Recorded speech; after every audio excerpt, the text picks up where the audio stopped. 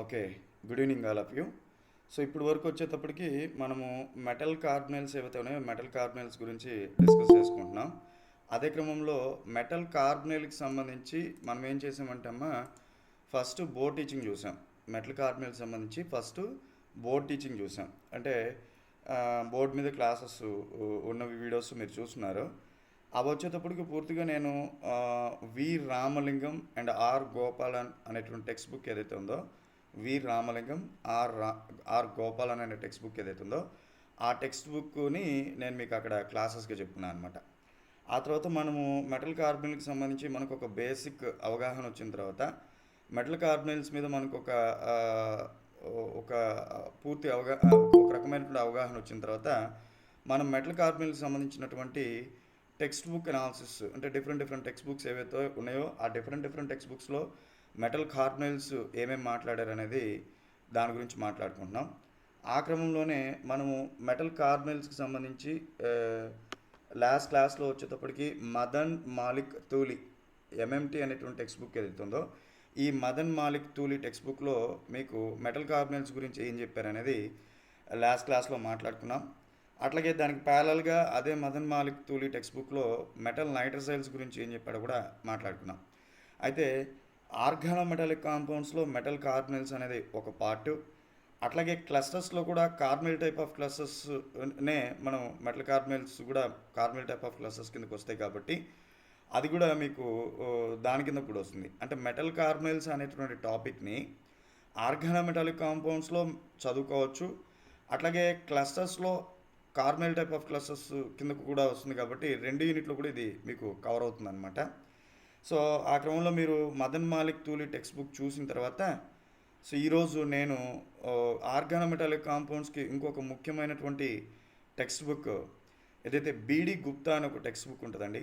బీడి గుప్తా, ఈ బీడి గుప్తా అనేటువంటి text book ఏదైతే ఉందో ఆ టెక్స్ట్ బుక్లో నేను మీకు ఈ మెటల్ కార్బనైల్స్ని ఈరోజు నుంచి డిస్కస్ చేస్తాను. సో మొత్తం మీద మనం ఈరోజు క్లాస్ నుంచి మెటల్ కార్బనైల్స్ని బీడి గుప్తా అనేటువంటి టెక్స్ట్ బుక్ నుంచి అంటే బేసిక్ ఆర్గానోమెటాలిక్ కెమిస్ట్రీ అనే టైటిల్తో ఉండేటువంటి బీడి గుప్తా అనే ఆథర్ ఉండేటువంటి టెక్స్ట్ బుక్లో మెటల్ కార్బనైల్స్ గురించి ఏం చెప్పాడు అనేది ఈ క్లాసెస్ నుంచి చూసుకుందాం. ఓకేనా?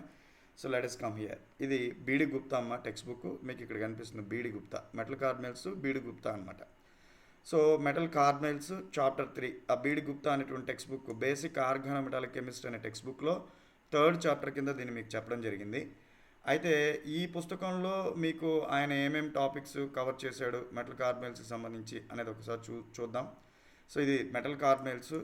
ఆ తర్వాత ఈ మెటల్ కార్బనైల్స్ సంబంధించి structure, pi bonding and infrared spectroscopy. అంటే మెటల్ కార్బనైల్స్కి సంబంధించినటువంటి స్ట్రక్చర్ ఎట్లా ఉంటుంది, ఈ మెటల్ కార్బనైల్స్ సంబంధించి మెటల్ కార్బనైల్స్లో పై బాండింగ్ ఏంటి, ఆ తర్వాత మెటల్ కార్బనైల్కి సంబంధించినటువంటి ఇన్ఫ్రారెడ్ స్పెక్ట్రోస్కోపీ ఐఆర్ స్పెక్ట్రోస్కోపీ అనే ఒక టాపిక్ చెప్పున్నాడు. అది 3.1 అండి. ఆ తర్వాత మీరు చూస్తే మెటల్ కార్బనైల్స్కి సంబంధించి ఇంకా ఏమైనా ఇచ్చున్నాడా, మంచి ఇన్ఫర్మేషన్ దొరుకుద్దమ్మా ఈ పుస్తకంలో, మీకు చాలా బాగా ఉపయోగపడుతుంది పుస్తకం. ఆ తర్వాత bonding modes of CO, carbonyl ligand యొక్క బాండింగ్ మోడ్స్ ఏంటి అనేటువంటిది ఒకటి చెప్పున్నాడు, 2 టాపిక్స్. ఆ తర్వాత symmetry of metal carbonyls, metal కార్బనైల్స్కి సంబంధించినటువంటి పాయింట్ గ్రూప్స్ ఏంటి, దానికి ఏ పాయింట్ గ్రూప్స్ ఏ సిమెట్రీ అనేది ఉంది అనేది ఒకటి చెప్తున్నాడు. ఆ తర్వాత synthesis of metal carbonyls, metal కార్బనైల్స్కి సంబంధించినటువంటి సింథసిస్ ఒకటి చెప్తున్నాడు. తర్వాత సింథసిస్లో direct combination method, reductive carbonation method, మీరు ఏదైతే రామలింగం గోపాలంలో చూసేటటువంటివి. ఆ తర్వాత రియాక్షన్స్ ఆఫ్ మెటల్ కార్బనైల్స్, ఇది చాలా ఇంపార్టెంట్ అండి. రియాక్షన్స్ ఆఫ్ మెటల్ కార్బనైల్స్ ఇచ్చేటటువంటి డిఫరెంట్ రియాక్షన్స్ ఏవైతే ఉన్నాయో ఆ డిఫరెంట్ రియాక్షన్స్ గురించి, రియాక్షన్స్ ఆఫ్ మెటల్ కార్బనైల్స్ ఏదైతే ఉందో ఇది చాలా ఇంపార్టెంట్ అండి. ఈ రియాక్షన్స్ ఆఫ్ మెటల్ కార్బనైల్స్లో యాక్టివేషన్ ఆఫ్ మెటల్ కార్బనైల్స్ని ఎట్లా యాక్టివ్ చేయాలి అంటే 3.5 టైటిల్ అండి. మెటల్ కార్బనైల్స్ని ఎలా యాక్టివ్ చేయాలి అనేది ఒకటి. ఆ తర్వాత మెటల్ కార్బనైల్స్ ఇచ్చే డిస్ప్రోపోజిషన్ రియాక్షన్ ఏంటి, మెటల్ కార్బనైల్స్ ఇచ్చే న్యూక్లోఫిలిక్ ఎడిషన్స్ అంటే మెటల్ కార్బనైల్కి న్యూక్లోఫిలిక్ ఎడిషన్ ఎట్లా ఉంటుంది, అట్లాగే మెటల్ కార్బనైల్కి ఎలక్ట్రోఫిలిక్ ఎడిషన్ ఎట్లా ఉంటుంది. సో అట్లాగే carbonyl anions, cations and hydrates, metal కార్బనైల్కి సంబంధించిన క్యాటయాన్స్ ఏంటి, మెటల్ కార్బనైల్కి సంబంధించినటువంటి యానయాన్స్ ఏంటి, మెటల్ కార్బనైల్కి సంబంధించినటువంటి హైడ్రేట్స్ ఏంటి అనేటువంటివి చెప్తున్నాడు. అట్లాగే కోల్మ్యాన్స్ కూల్మ్యాన్స్ రియేజెంట్ అంటే ఏంటి? సో ఆ తర్వాత మెటల్ మైగ్రేటరీ ఇన్సెషన్ ఆఫ్ కార్బైల్స్, ఇవన్నీ టైప్స్ ఆఫ్ రియాక్షన్స్. తర్వాత ఆక్సిడేటివ్ డీకార్బాక్సిలేషన్ రియాక్షన్ అంటే ఏంటి? ఫోటోకెమికల్ సబ్స్టిట్యూషన్ రియాక్షన్ అంటే ఏంటి? ఆ తర్వాత మైక్రోవేవ్ అసిస్టెంట్ కార్బనైల్ సబ్స్టిట్యూషన్ అంటే ఏంటి? ఆ తర్వాత ఇంకా మెటల్ నైట్రోసైల్స్ ఇచ్చాడండి. ఇది వేరే కదా, 3.6 అంటే మెటల్ కార్బనైల్స్లోనే ఇది థర్డ్ యూనిట్ అండి. థర్డ్ యూనిట్లో మెటల్ నైట్రోసైల్స్ కూడా ఇంక్లూడ్ చేశాడండి ఈ బుక్లో కూడా మీకు. సో వీటి గురించి కూడా కొంత మెటల్ నైట్రోసైల్ గురించి కొంత ఇన్ఫర్మేషన్ ఇచ్చాడు. ఆ తర్వాత కొన్ని ప్రాబ్లమ్స్ ఇచ్చాడండి. టెక్స్ట్ బుక్ వెనక కొన్ని ప్రాబ్లమ్స్ ఇచ్చున్నాడు. సో ఈ ప్రాబ్లమ్స్ కూడా మీరు వర్కౌట్ చేస్తే ఇట్ ఈస్ ఫైన్. మెటల్ కార్బనైల్స్లో మీరు ఇంకా మరింత స్ట్రాంగ్ అయ్యేదానికి అవకాశం ఉంటుంది. ఆ తర్వాత ఆయన ఈ మెటల్ కార్బనైల్స్ ఈ పుస్తకంలో ఎక్కడి నుంచి చేశాడనే దానికి సప్లిమెంటరీ రీడింగ్ అని. సప్లిమెంటరీ అంటే ఏంటంటే అదనంగా అని అర్థం. సో ఇక్కడ మీరు చదివారు కదా, మీరు చదివిన దానికి ఇంకా మీకు ఏదైనా అడిషనల్ ఇన్ఫర్మేషన్ కావాలి, అడిషనల్గా మీరు ఏదైనా కనుక చదువుకోవాలనుకున్నప్పుడు మీరు దీనికి సంబంధించింది చెప్తా ఉన్నాడు అనమాట. సో ఫైనల్లీ ఇది మెటల్ కార్బనైల్స్కి సంబంధించి బీడి గుప్తా అనేటువంటి టెక్స్ట్ బుక్లో ఏం చెప్పాడు అనేది. మరి ముఖ్యంగా మీరు చూస్తే మెటల్ కార్బనైల్స్కి సంబంధించి బీడి గుప్తా అనేటువంటి టెక్స్ట్ బుక్లో మెటల్ కార్బనైల్స్కి సంబంధించినటువంటి రియాక్షన్స్ మీద ఎక్కువగా ఫోకస్ చేశాడు ఆయన.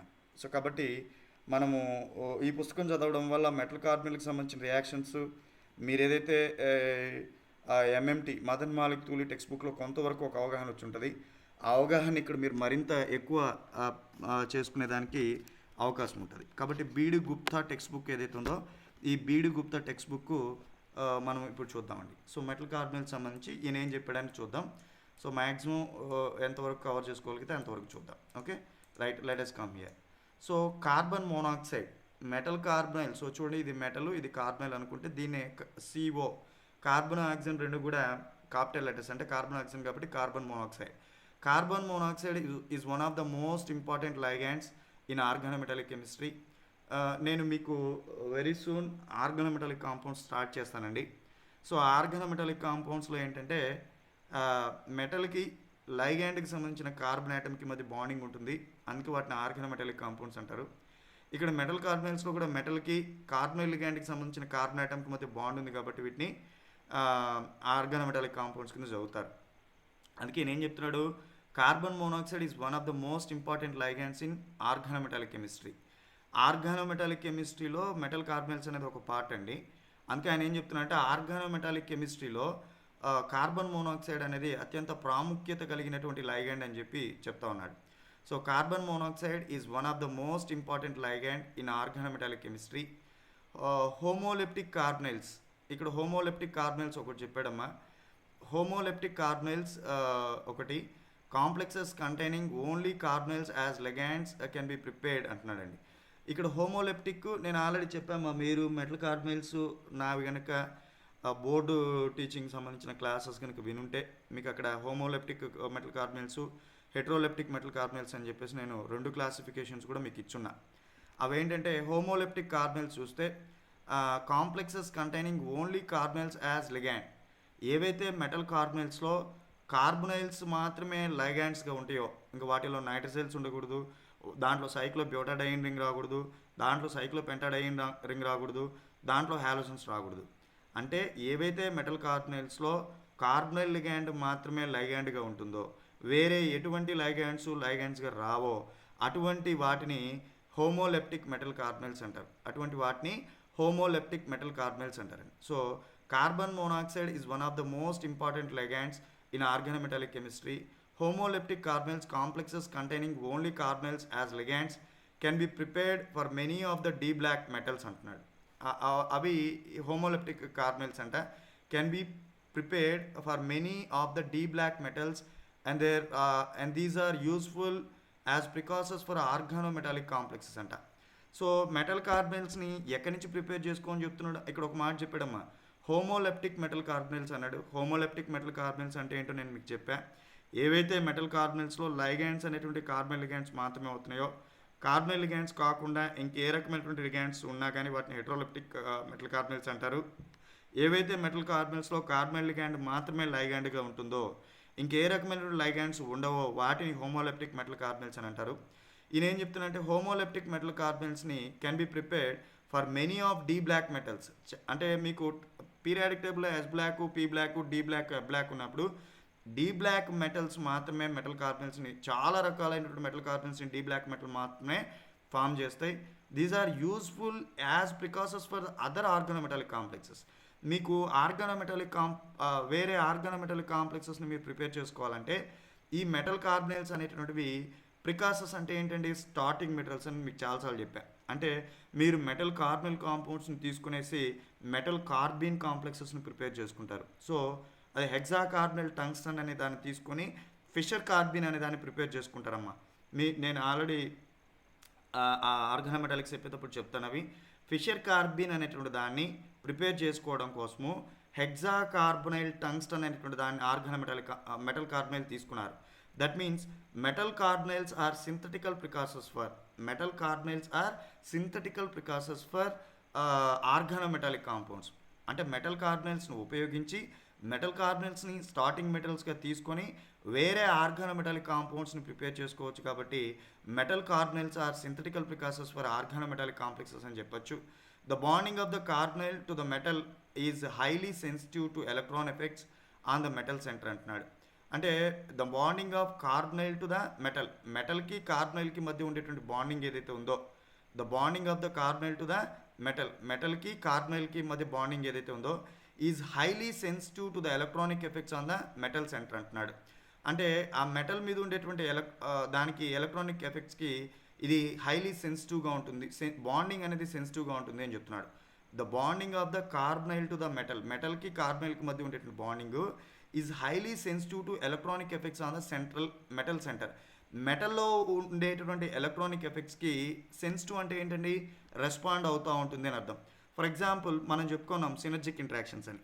మెటల్ మీద ఎలక్ట్రాన్ రిలీజింగ్ గ్రూప్ పెట్టినప్పుడు మెటల్కి కార్బనైల్ లిగాండ్కి మధ్య ఏ బాండ్ ఫామ్ అవుతుంది, మెటల్ మీద ఎలక్ట్రాన్ విత్డ్రాయింగ్ గ్రూప్ పెట్టినప్పుడు మెటల్కి కార్బనైల్ లిగాండ్ మధ్య ఏ బాండ్ ఫామ్ అవుతుంది అనేది మనం మాట్లాడుకున్నాం. అంటే మెటల్ మీద ఎలక్ట్రానిక్ ఎఫెక్ట్స్ మారుతూ ఉండే కొద్దీ మెటల్ మీద plus I effect electron releasing కానీ, మెటల్ మీద minus I effect electron withdrawing groups అనేటువంటి పనిచేస్తూ ఉన్నప్పుడు అది లైగాండ్కి అంటే మెటల్కి కార్బనైల్ లిగాండ్కి మధ్య బాండింగ్ని ఏ రకంగా ఎఫెక్ట్ చేస్తూ ఉంది, దాన్ని ఇక్కడ కొంచెం టెక్నికల్గా చెప్పాడు, టెక్నికల్ వర్డ్స్ యూజ్ చేశాడు. The bonding of carbonyl to the metal అంటే మెటల్కి కార్బనైల్ లిగాండ్కి మధ్య ఉండేటువంటి బాండింగ్ అనేది is highly sensitive to electronic effects on the metal centre. అంటే మెటల్ మీద ఉండేటువంటి ఎలక్ట్రాన్స్ పెరగడము తగ్గడం అనే దాన్ని బట్టి మెటల్ కార్బనైల్ మధ్య ఉండేటువంటి బాండింగ్ అనేది ఇదవుతూ ఉంటుంది అని చెప్పాడు. This is usually monitor by infrared spectroscopy. ఈ మెటల్ కార్బనైల్ యొక్క బాండింగ్ గురించే మనము ఐఆర్ స్పెక్ట్రోస్కోపీ గురించి మనం ఆల్రెడీ మాట్లాడుకున్నాం. కార్బన్ ఆక్సిజన్ బాండ్ స్ట్రెంత్ ఎట్లా ఉంటుంది, మెటల్ కార్బన్ బాండ్ స్ట్రెంత్ ఎట్లా ఉంటుంది, వీటిని ఐఆర్ స్పెక్ట్రోస్కోపీ ఎట్లా ఎక్స్ప్లెయిన్ చేస్తుంది అనేది మీకు ఆల్రెడీ చెప్పా. అదే చెప్తున్నాడు ఈయన. ఏం చెప్తున్నా అంటే మెటల్ కార్బనైల్స్లో మెటల్కి కార్బనైల్కి మధ్య ఉండేటువంటి బాండింగు ఆ కార్బనైల్ లిగాండ్కి సంబంధించినటువంటి ఎలక్ట్రానిక్ ఎఫెక్ట్స్ మీద ఆధారపడి ఉంటుంది. ఇది పూర్తిగా మెటల్ మీద ఉండేటువంటి ఎలక్ట్రాన్ రిలీజింగ్, ఎలక్ట్రాన్ విత్డ్రాయింగ్ అంటే మెటల్కి సంబంధించినటువంటి ఎలక్ట్రానిక్ ఎఫెక్ట్స్ని ఆధారంగా చేసుకొని ఇది నడుస్తూ ఉంది అని చెప్పారు. This is usually monitor by infrared spectroscopy. ఇది ఐఆర్ స్పెక్ట్రోస్కోపీ నుంచి చెప్పవచ్చు. So shows representative examples of some well known metal carbonyls అని చెప్తున్నారు. అయితే ఇక్కడ మీకు ఫిగర్ 3.1 చెప్పాడండి, ఇది ఫిగర్ 3.1. సో దీంట్లో ఏం జరుగుతుందంటే shows representative examples of some well known metal కార్బనైల్స్కి సంబంధించినటువంటి కొన్ని ఉదాహరణల్ని ఇక్కడ చెప్పడం జరుగుతుంది అని చెప్పాడు.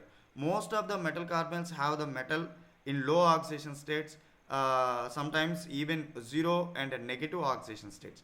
ఆల్రెడీ మనం మాట్లాడుకున్నాం మెటల్ కార్బనైల్స్లో ఉండేటువంటి మెటల్ ఎప్పుడు కూడా ఖచ్చితంగా zero or low positive or low negative oxidation స్టేట్లో ఉండాలని చెప్పుకున్నాం. అదే ఇక్కడ చెప్తున్నాడు.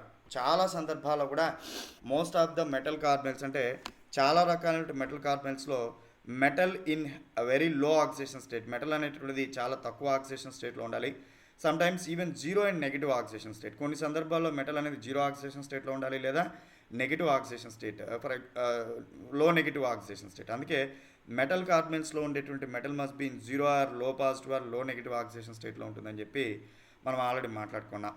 సో మీకు కొన్ని ఎగ్జాంపుల్స్ చెప్తే టెట్రా కార్బనైల్ నికెల్ ఇచ్చాడు, పెంటా కార్బనైల్ ఐరన్ ఇచ్చాడు, హెక్సా కార్బనైల్ క్రోమియం ఇచ్చాడు, డెకా కార్బనైల్ డైమాంగనీస్ ఇచ్చాడు, అట్లాగే ఆక్టా కార్బనైల్ డైకోబాల్ట్ ఇచ్చాడు. అట్లాగే ఇవి ఎన్ని, ఈ యొక్క 3, ఈ యొక్క 3 6, ఈ యొక్క 3 అంటే 12 డోడెకా కార్బనైల్ ట్రైఆస్మియం ఇచ్చాడు. అట్లాగే డోడెకా కార్బనైల్ అంటే 12 అమ్మ, డోడెకా అంటే 12, డోడెకా కార్బనైల్ టెట్రాయిరిడియం ఇచ్చాడు. సో ఆ రకంగా మీకు ఇక్కడ లెక్క పెట్టండి, 3, 3, 6, 3, 9, 10, 11, 12 సరిపోయింది. అంటే ఈ రకంగా కొన్ని మెటల్ కార్బనైల్స్ ఎగ్జాంపుల్స్ ఇచ్చారు. మీరు బుక్ టు బుక్ చదువుతూ ఉంటే మీకే అర్థమవుతుండాలి ఏ బుక్లో ఎట్లా స్టార్ట్ చేశాడనేది. సో ఇది ఇక్కడ ఈ మెటల్ కార్బనైల్స్కి సంబంధించి ఈయన ఇచ్చినటువంటి ఇంట్రడక్షన్. ఒకసారి మళ్ళీ చూడండి ఈయన ఏం చెప్పారంటే, carbon monoxide is one of the most important ligands in organometallic chemistry. Organometallic కెమిస్ట్రీలో కార్బన్ మోనాక్సైడ్ అనేది one of the most important ligand అని చెప్తున్నారు.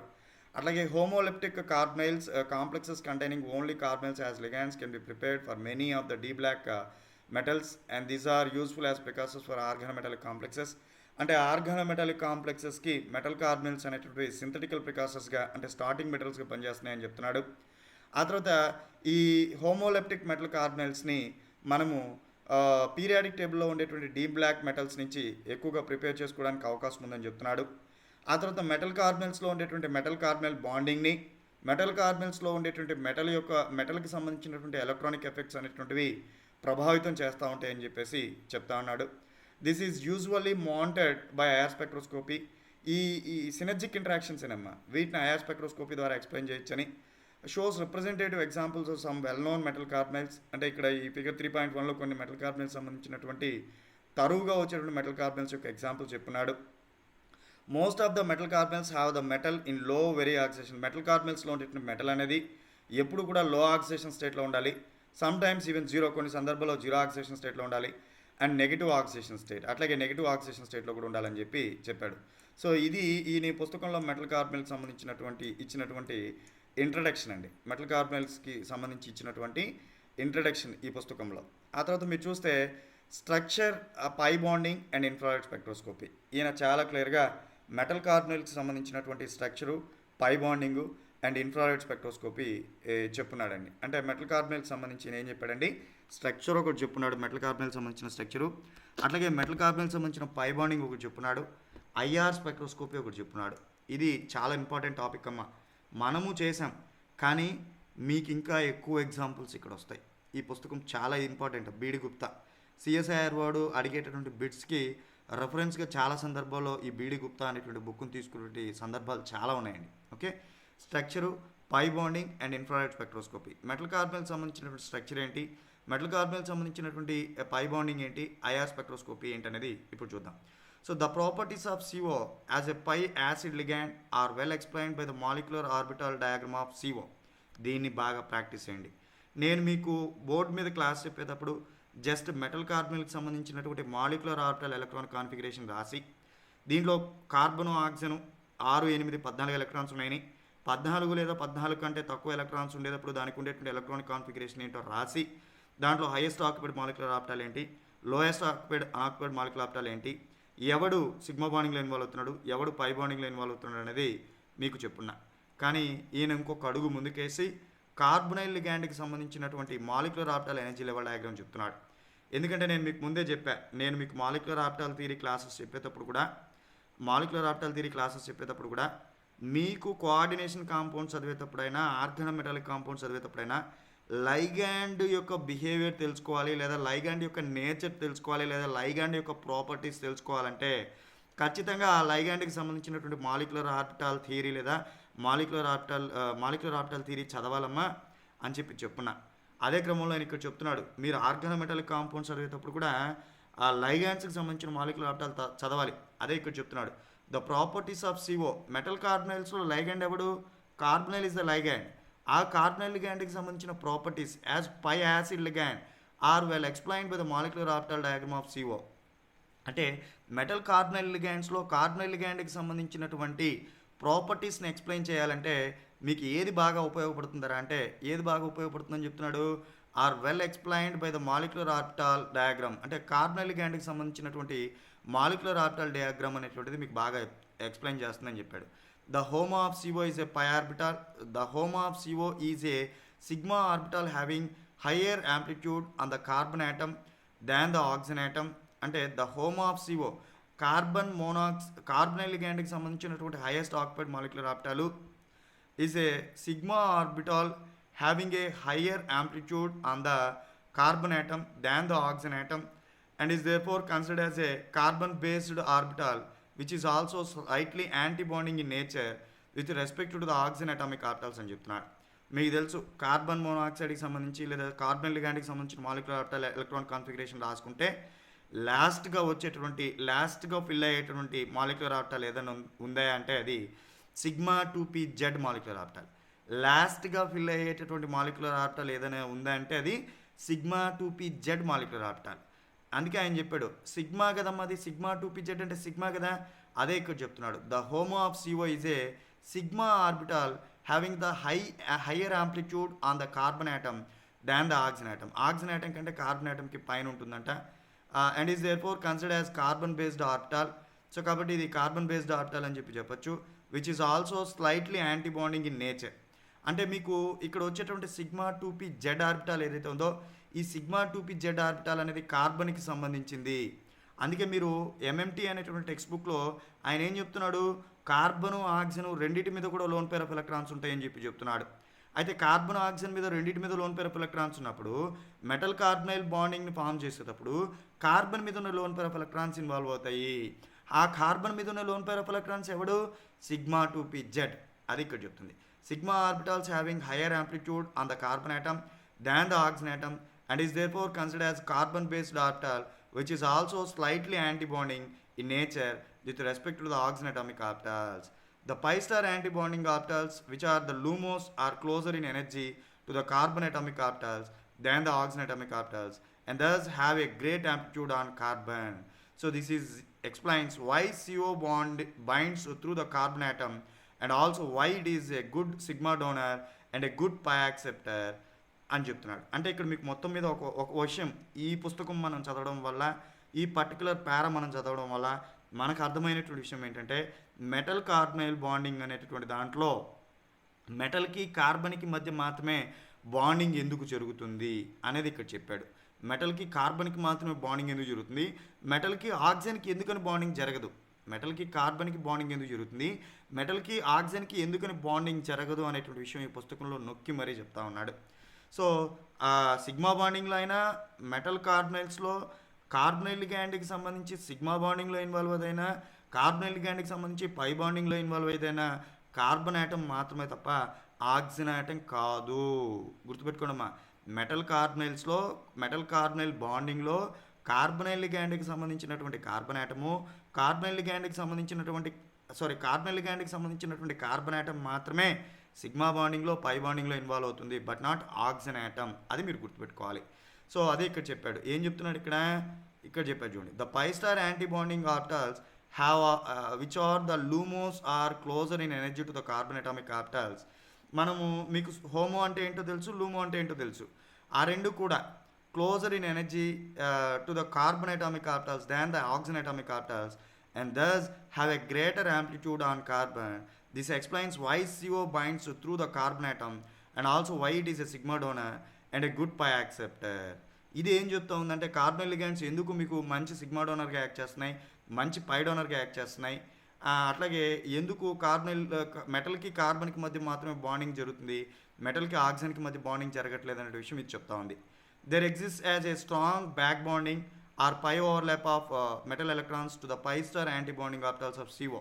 సో కార్బనైల్ లిగాండ్కి సంబంధించినటువంటి pi star antibonding molecular orbital నుంచి ఎలక్ట్రాన్స్ని వెనక్కి రావడం కారణంగా మెటల్ వెనక్కి తీసుకోవడం కారణంగా స్ట్రాంగ్ బ్యాక్ బాండింగ్ అనేటువంటిది ఫామ్ అవుతుంది అనే విషయం ఇక్కడ మీకు చెప్తా ఉన్నాడు. సో దట్ ఈస్ అబౌట్ అది స్ట్రక్చరు. అయితే మనం ఇది చూద్దాం, మీకు ఇది చూస్తే మీకు అర్థమవుద్దమ్మా.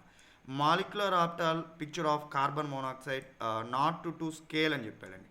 అంటే ఇక్కడ ఏంటంటే చూడమ్మా, molecular orbital picture of carbon మోనాక్సైడ్కి సంబంధించినటువంటి మాలిక్యులర్ ఆర్బిటల్ పిక్చర్ చెప్తున్నాడు.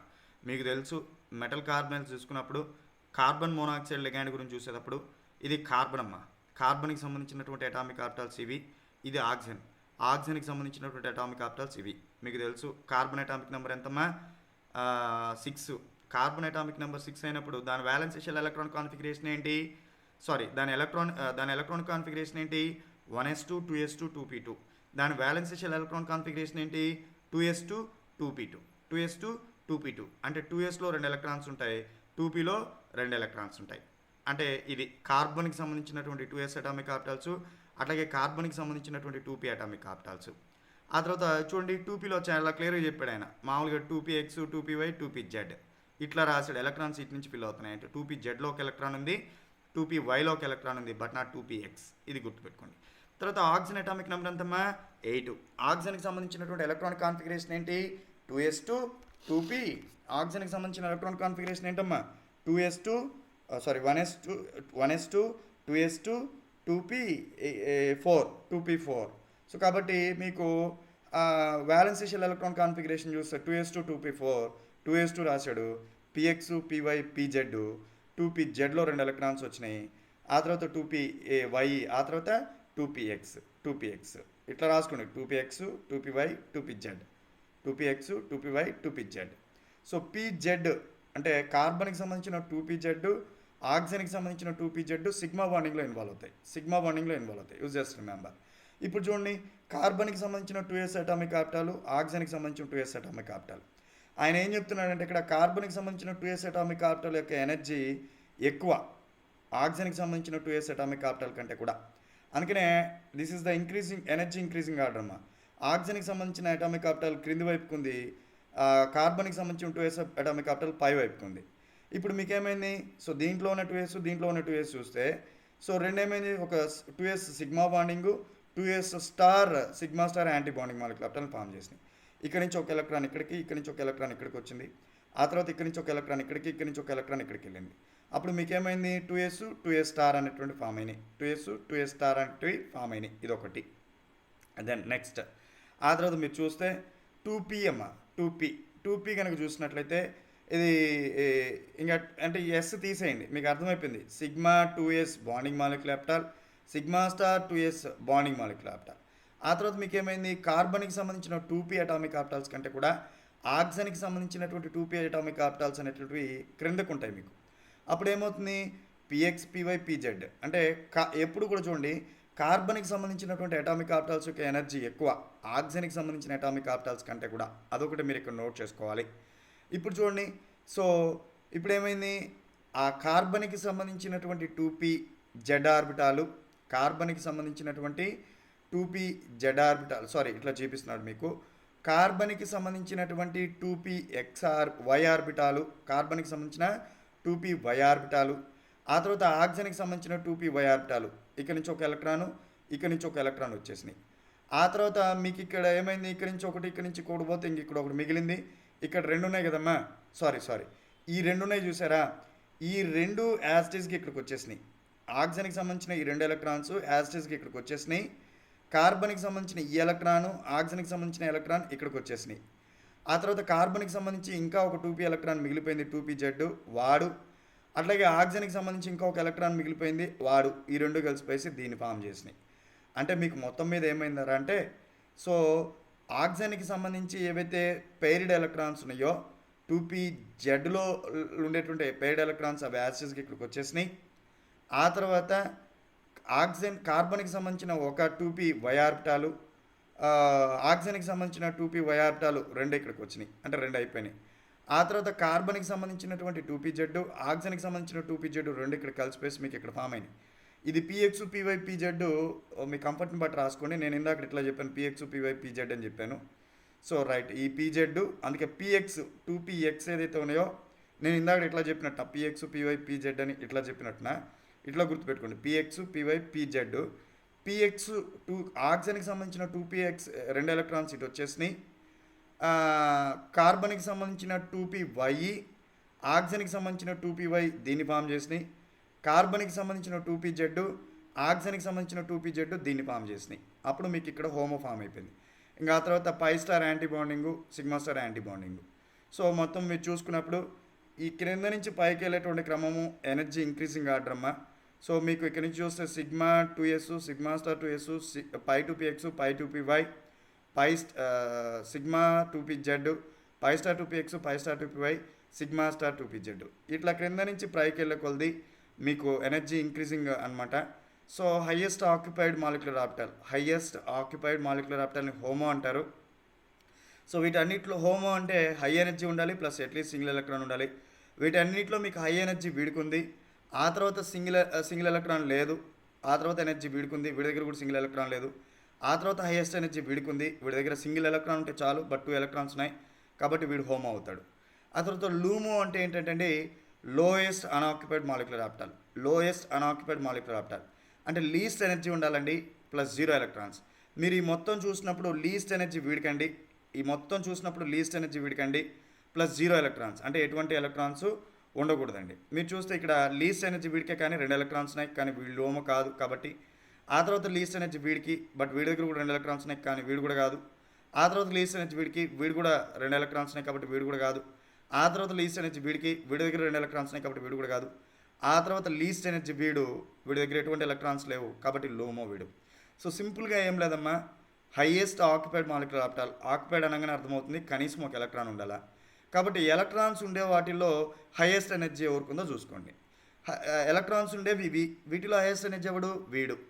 ఆ తర్వాత లూమో అంటే ఏంటి, lowest unoccupied molecular orbital. Unoccupied అంటే అర్థమైపోతా ఉంది ఎటువంటి ఎలక్ట్రాన్స్ ఉండకూడదు.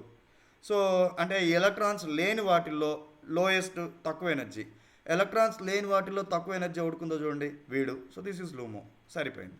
సో ఆ రకంగా మీకు కార్బన్ మోనాక్సైడ్కి సంబంధించినటువంటి హోమో ఎవడో చెప్పాడు, లూమో ఎవడో చెప్పాడు.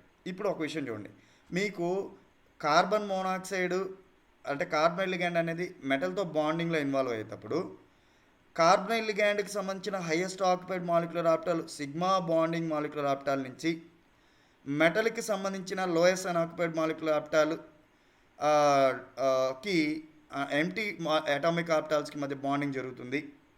అట్లాగే కార్బనైల్ లిగ్యాండ్కి సంబంధించినటువంటి lowest unoccupied molecular orbital pi star anti bonding molecular ఆర్బిటాల్కి మెటల్కి సంబంధించినటువంటి హైయెస్ట్ ఆక్యుపైడ్ మాలిక్యులర్ ఆర్బిటాల్ మెటల్కి సంబంధించినటువంటి హైయెస్ట్ ఆక్యుపైడ్ అటామిక్ ఆర్బిటాల్స్కి మధ్య పై బాండింగ్ జరుగుతుంది. అంటే నేను మీకు మెటల్ కార్బనైల్స్ చెప్పేటప్పుడు ఒక స్టేట్మెంట్ ఇచ్చా, మెటల్ కార్బనైల్స్లో కార్బనైల్ లిగ్యాండ్ మెటల్తో సిగ్మా బాండింగ్ని ఇవ్వడం కోసము ఫిల్డ్ మాలిక్యులర్ ఆర్బిటాల్స్ని కలిగి ఉండాలని, అట్లాగే మెటల్తో పై బాండింగ్ని ఇవ్వడం కోసము empty pi star anti bonding molecular ఆర్బిటాల్ని కలిగి ఉండాలని చెప్పా. అదే ఇక్కడ మళ్ళీ చెప్తా ఉన్నాడు. ఇంకొక విషయం, ఈ కార్బనైల్ లిగ్యాండ్కి సంబంధించి ఇదేనా మా molecular orbital electronic configuration. Carbonyl లిగ్యాండ్కి సంబంధించిన ఈ మాలిక్యులర్ ఆర్బిటాల్ ఎలక్ట్రానిక్ కాన్ఫిగరేషన్లో మీరు కనుక జాగ్రత్తగా గమనించినట్లయితే ఈ సిగ్మా బాండింగ్, ఆ తర్వాత సిగ్మా బాండింగ్ అనేది ఫిల్డ్గా ఉంది, అంటే వ్యాలెన్సీ షెల్లో ఇది ఫిల్డ్గా ఉంది కాబట్టి ఇది లోన్ పేర్ ఆఫ్ ఎలక్ట్రాన్స్ నుంచి సిగ్మా బాండింగ్లో ఇన్వాల్వ్ అవుతుంది. ఆ తర్వాత వీడికి సంబంధించినటువంటి pi star anti bonding molecular orbitals ఎంటీగా ఉన్నాయి కాబట్టి వీడు మెటల్ ఇచ్చేటువంటి ఎలక్ట్రాన్స్ని తీసుకొని పై బాండింగ్లో ఇన్వాల్వ్ అవుతారు. అంటే కార్బనైల్ లిగ్యాండ్ అనేది సిగ్మా డోనర్గా యాక్ట్ చేస్తుంది, పై స్టార్ యాంటీ బాండింగ్లోకి ఎలక్ట్రాన్స్ని తీసుకుంటుంది కాబట్టి pi accepting or pi acidic or pi auxiliary లిగ్యాండ్గా యాక్ట్ చేస్తుంది. గుర్తుపెట్టుకోండమ్మా. అందుకే మాలిక్యులర్ ఆర్బిటాల్ థియరీ చెప్పేటప్పుడు ప్రతి మాలిక్యూల్కి ప్రతి లైగాండ్కి నేను అది సిగ్మా డోనరా పై యాక్సెప్టరా అనేటువంటి విషయాన్ని మీకు చెప్పా. మీరు అది నోట్ చేసుకోవాలి, చాలా ఇంపార్టెంట్. ఈ డిస్కషన్ మీకు ఇప్పుడే అర్థమై ఉండాలి. ఇది క్లియర్గా అర్థం అవ్వాలంటే, బాండింగ్ బాగా అర్థం అవ్వాలంటే ఖచ్చితంగా ఈ పిక్చర్ అనేది మీకు అవసరం. సో ఇక్కడ ఏదైతే మనం ఇప్పుడు దాకా చెప్పుకున్నామో అదే మీకు ఇక్కడ చెప్పాడు. మళ్ళీ ఒకసారి మీరు కనుక జాగ్రత్తగా చూసినట్లయితే మెటల్ కార్బనైల్స్లో కార్బనైల్ లిగ్యాండ్కి సంబంధించినటువంటి మాలిక్యులర్ ఆర్బిటాల్ ఎలక్ట్రాన్ కాన్ఫిగరేషన్ చూసుకోవాలనుకున్నప్పుడు మీకు కార్బనైల్ లిగ్యాండ్లో కార్బన్ ఆక్సిజన్ ఉన్నాయి, carbon atomic number 6, oxygen atomic number 8, మొత్తం మీద 14 ఎలక్ట్రాన్స్ వస్తున్నాయి. సో కాబట్టి కార్బన్కి సంబంధించిన అటామిక్ ఆర్బిటాల్స్ ఒక పక్కన రాసుకున్నారు, ఆక్సిజన్కి సంబంధించిన అటామిక్ ఆర్బిటాల్స్ ఒక పక్కన రాసుకున్నారు. సో అయితే ఇక్కడ కార్బన్కి సంబంధించిన 1s, ఆక్సిజన్కి సంబంధించిన 1sని కన్సిడర్ చేయలేదమ్మా, 2s నుంచి స్టార్ట్ చేశారు. కార్బన్కి సంబంధించిన 2s అటామిక్ ఆర్బిటాలు, ఆక్సిజన్కి సంబంధించినటువంటి 2s అటామిక్ ఆర్బిటాలు, కార్బన్కి సంబంధించిన 2p అటామిక్ ఆర్బిటాలు, ఆక్సిజన్కి సంబంధించిన 2p అటామిక్ ఆర్బిటాల్స్ ఇచ్చారు ఇక్కడ. ఇప్పుడు కార్బన్కి సంబంధించిన 2s2 2p2, ఆక్సిజన్కి సంబంధించిన 2s2 2p2 2p4 రాసుకున్నారు. ఎప్పుడు కూడా కార్బన్ యొక్క అటామిక్ ఆర్బిటాల్స్ ఆక్సిజన్ యొక్క అటామిక్ ఆర్బిటాల్స్ కంటే కూడా ఎనర్జీలో ఎక్కువగా ఉంటాయని చెప్తున్నాడు. ఆ తర్వాత మీరు ఒకసారి ఇక్కడ జాగ్రత్తగా గమనించినట్లయితే ఆయన ఏం చెప్తున్నాడంటే ఈ 2s కార్బన్కి సంబంధించిన 2s అటామిక్ ఆర్బిటాల్స్, ఆక్సిజన్కి సంబంధించిన 2s అటామిక్ ఆర్బిటాల్స్ రెండు కలిసిపోయేసి sigma bonding sigma star anti bonding molecular ఆర్బిటాల్స్ని ఫామ్ చేస్తాయి. అది పక్కన పెట్టేస్తే దీంట్లో ఒక ఎలక్ట్రాన్ వచ్చి సిగ్మా బాండింగ్ ఫిల్ అవుతుంది, దీంట్లో ఒక ఎలక్ట్రాన్ వెళ్ళిపోయి sigma star anti bonding fill అవుతుంది. అంటే sigma 2s sigma star 2s అనేటువంటి వచ్చేసినాయి. పక్కన పెట్టండి. మీకు కావాల్సిన కథ ఇది. కార్బన్కి సంబంధించినటువంటి జాగ్రత్త వినండి. సో ఆక్సిజన్కి సంబంధించినటువంటి 2px2 ఆర్బిటాల్స్ అనేటువంటివి పై 2pxలోకి వచ్చేసినాయి. ఆక్సిజన్కి సంబంధించినటువంటి 2px2 ఎలక్ట్రాన్స్ అనేటువంటివి పై 2pxలోకి వచ్చేసినాయి. ఆ తర్వాత కార్బన్కి సంబంధించిన 2py అటామిక్ ఆర్బిటాలు, ఆక్సిజన్కి సంబంధించిన 2py అటామిక్ ఆర్బిటాలు రెండు ఒకదాంతో ఒకటి కలిసిపోయి పై 2pyలోకి ఎలక్ట్రాన్స్ వచ్చినాయి. ఆ తర్వాత కార్బన్కి సంబంధించిన 2pz అటామిక్ ఆర్బిటాలు, ఆక్సిజన్కి సంబంధించిన 2pz అటామిక్ ఆర్బిటాలు రెండు ఒకదాంతో ఒకటి కలిసిపోయి సిగ్మా 2pzలోకి వచ్చినాయి. సో ఇది క్లియర్ మీకు ఇక్కడ దాకా. ఆ తర్వాత హోమో ఎవడు లూమో ఎవడు అనేటువంటి విషయాన్ని నేను మీకు ఇక్కడ ఎక్స్ప్లెయిన్ చేశాను. ఇది క్లియర్. అంటే చెప్పింది మళ్ళీ ఒకసారి చెప్పానమ్మా మీకు బాగా గుర్తుండడం కోసం. 1కి 2 సార్లు వినండి క్లాసెస్. తప్పేం లేదు, నష్టం ఏం లేదు. మీకు బాగా వచ్చేదాకా వినండి, మీ బలాన్ని మరింత పెంచుకోండి. అది సో అక్కడ మీకు మొత్తం మీద మెటల్ కార్బనైల్స్లో ఉండేటువంటి కార్బనైల్ లిగాండ్కి సంబంధించినటువంటి నేచర్ ఎక్స్ప్లెయిన్ చేశాడు. దీన్ని బట్టి మీకు అర్థమైంది ఏంటంటే కార్బనైల్ లిగాండ్ లేదా కార్బన్ మోనాక్సైడ్ అనేటువంటిది సిగ్మా బాండింగ్లో ఇన్వాల్వ్ అవుతుంది, అట్లాగే పై బ్యాక్ బాండింగ్లో ఇన్వాల్వ్ అవుతుంది అని అది చెప్పాడు. ఇప్పుడు మనము దాని గురించి చూద్దాం, ఈయన ఏం చెప్పాడు అనేది నెక్స్ట్ చూద్దాం. అయితే ఇక్కడ స్ట్రక్చర్ గురించి బాండింగ్ గురించి చెప్తున్నాడు. Most of the metal carbonyls obese the 18 electron rule. మీకు తెలుసు కదా, the only group which can exhibit paramagnetic binary neutral metal carbonyls అంటే ఎవరండి? Vanadium group is the only group which can exhibits paramagnetic binary neutral metal carbonyls అని చెప్పాను మీకు నేను. అదే ఇక్కడ చెప్తున్నాడు. అంటే వాడక్కడే పారామాగ్నెటిక్ అంటే 18 ఎలక్ట్రాన్ రూల్ ఫాలో అవ్వట్లని అదే ఇక్కడ చెప్తున్నాడు. Most of the metal carbonyls obese the 18 electron rule. చాలా వరకు మెటల్ కార్బనైల్స్ అని కూడా 18 ఎలక్ట్రాన్ రూల్ ఫాలో అవుతాయి. And in case where it is not obeyed 18 electron rule, and in case where it is not obeyed, the carbonyl will be comparatively more reactive and will undergo reactions such as dimerization or electron abstraction to gain 18 electron rules అంటున్నాడు. అయితే చాలా వరకు metal carbonyls అని 18 electron rule follow అవుతాయంట. అయితే where it is not obeyed, అయితే కొన్ని సందర్భాల్లో 18 ఎలక్ట్రాన్ రూల్ని ఫాలో అవ్వంట. ఎప్పుడైతే మెటల్ కార్బనైల్స్ 18 ఎలక్ట్రాన్ రూల్ని ఫాలో అవ్వట్లేదో అప్పుడు the carbonyl will be comparatively more reactive. Metal carbonyls 18 electron రూల్ని ఫాలో అవ్వనప్పుడు దే ఆర్ మోర్ రియాక్టివ్. ఈ మాట గుర్తుపెట్టుకోండి. మెటల్ కార్బనైల్స్ 18 ఎలక్ట్రాన్ రూల్ని ఫాలో అవ్వనప్పుడు they are more reactive and will undergoes reactions such as dimerization. అవి డైమరైజేషన్ రియాక్షన్లో involve అవుతాయి. Are electron abstraction to gain 18 electron rule. 18 electron రూల్ని పొందడం కోసము ఇంకొక ఎలక్ట్రాన్ని అబ్స్ట్రాక్ట్ చేసుకుంటాయి అని చెప్తున్నాడు. సో కాబట్టి మెటల్ కార్బనైల్స్ అనేటువంటివి పారామాగ్నెటిక్ మెటల్ కార్బనైల్స్ అన్ని కూడా 18 ఎలక్ట్రాన్ రూల్ ఫాలో అవుతాయి. కానీ కొన్ని మెటల్ కార్బనైల్స్ అనేటువంటి 18 ఎలక్ట్రాన్ రూల్ ఫాలో అవ్వవు. అవి వెనిడియం గ్రూప్కి సంబంధించినవి లేదా ఇంకా వేరే ఏవైనా అయి ఉండొచ్చు. ఈ రకంగా 18 ఎలక్ట్రాన్ రూల్ ఫాలో అవ్వనటువంటి మెటల్ కార్బనైల్స్ అనేటువంటివి చాలా చర్యాత్మకంగా ఉంటాయి, అంటే వెరీ రియాక్టివ్గా ఉంటాయి. ఇవి డైమరైజేషన్ రియాక్షన్స్లో ఇన్వాల్వ్ అవుతాయి. అట్లాగే 18 ఎలక్ట్రాన్ రూల్ ఫాలో అవ్వడం కోసం అవసరమైనటువంటి ఎలక్ట్రాన్స్ని వేరే చేతి నుంచి అబ్స్ట్రాక్ట్ చేసుకునేదానికి అవకాశం ఉంటుంది అని చెప్పాడు. So dimerization is also depend upon the size of the metal and the number of the ligands. అంటే ఈ మెటల్ కార్బనైల్స్కి సంబంధించినటువంటి డైమరైజేషన్ అనేది is also depend upon the size of the metal యొక్క సైజ్ మీద ఆధారపడి ఉంటుంది. And the number of ligands it can accommodated without steric repulsions. ఎటువంటి స్టీరిక్ రిపల్షన్స్ లేకుండా మెటల్ మీద ఉండేటువంటి లైగాండ్స్ యొక్క నెంబర్ మీద కూడా ఆధారపడి ఉంటుంది అని చెప్తున్నాడు. అంటే మెటల్ సైజ్ మీద ఆధారపడి ఉంటుంది, ఆ మెటల్ మీద ఉండేటువంటి లైగాండ్స్ యొక్క నెంబర్ మీద కూడా ఆధారపడి ఉంటుంది. ఏంటండి? డైమరైజేషన్ ఫామ్ అవడం అనేది అది చెప్తున్నాడు. Dimerization is also depend upon the size of the metal. Dimerization metal carbonyls డైమర్స్ని ఫామ్ అవడం అనేది మెటల్ యొక్క సైజ్ మీద ఆధారపడి ఉంటుంది. And the number of ligands it can accommodated without steric repulsions. ఎటువంటి స్టీరిక్ రిపల్షన్స్ లేకుండా మెటల్ దాని చుట్టూ ఎన్ని లైగాండ్స్ని అకామిడేట్ చేస్తుంది అనే విషయం మీద కూడా ఆధారపడి ఉంటుంది. So this is a reason why the 17 electron species ఈ hexacarbonyl vanadium does not undergoes dimerization while another 17 electron species MnCO5 dimerizes readily to gain 18 electrons by formation of A metal bond V2CO2. So చూడండి ఇక్కడ చెప్తున్నాడు this is the reason. ఇక్కడ చూసారమ్మా మీరు, నేను చెప్పిన క్లాస్లో, నేను రామలింగం పుస్తకం చదివి చెప్పిన క్లాసెస్లో నేను మీకు హెక్సాకార్బనైల్ వెనిడియం అనేటువంటిది డైమర్స్ని ఫామ్ చేయదు, ఆ తర్వాత వచ్చే డైమర్స్ని ఫామ్ చేస్తే ఎందుకో నేను చెప్పలా. ఇక్కడ ఈ పుస్తకం చదవడం వల్ల మనకు ఉండేటువంటి advantage. This is the reason why the 17 electron species.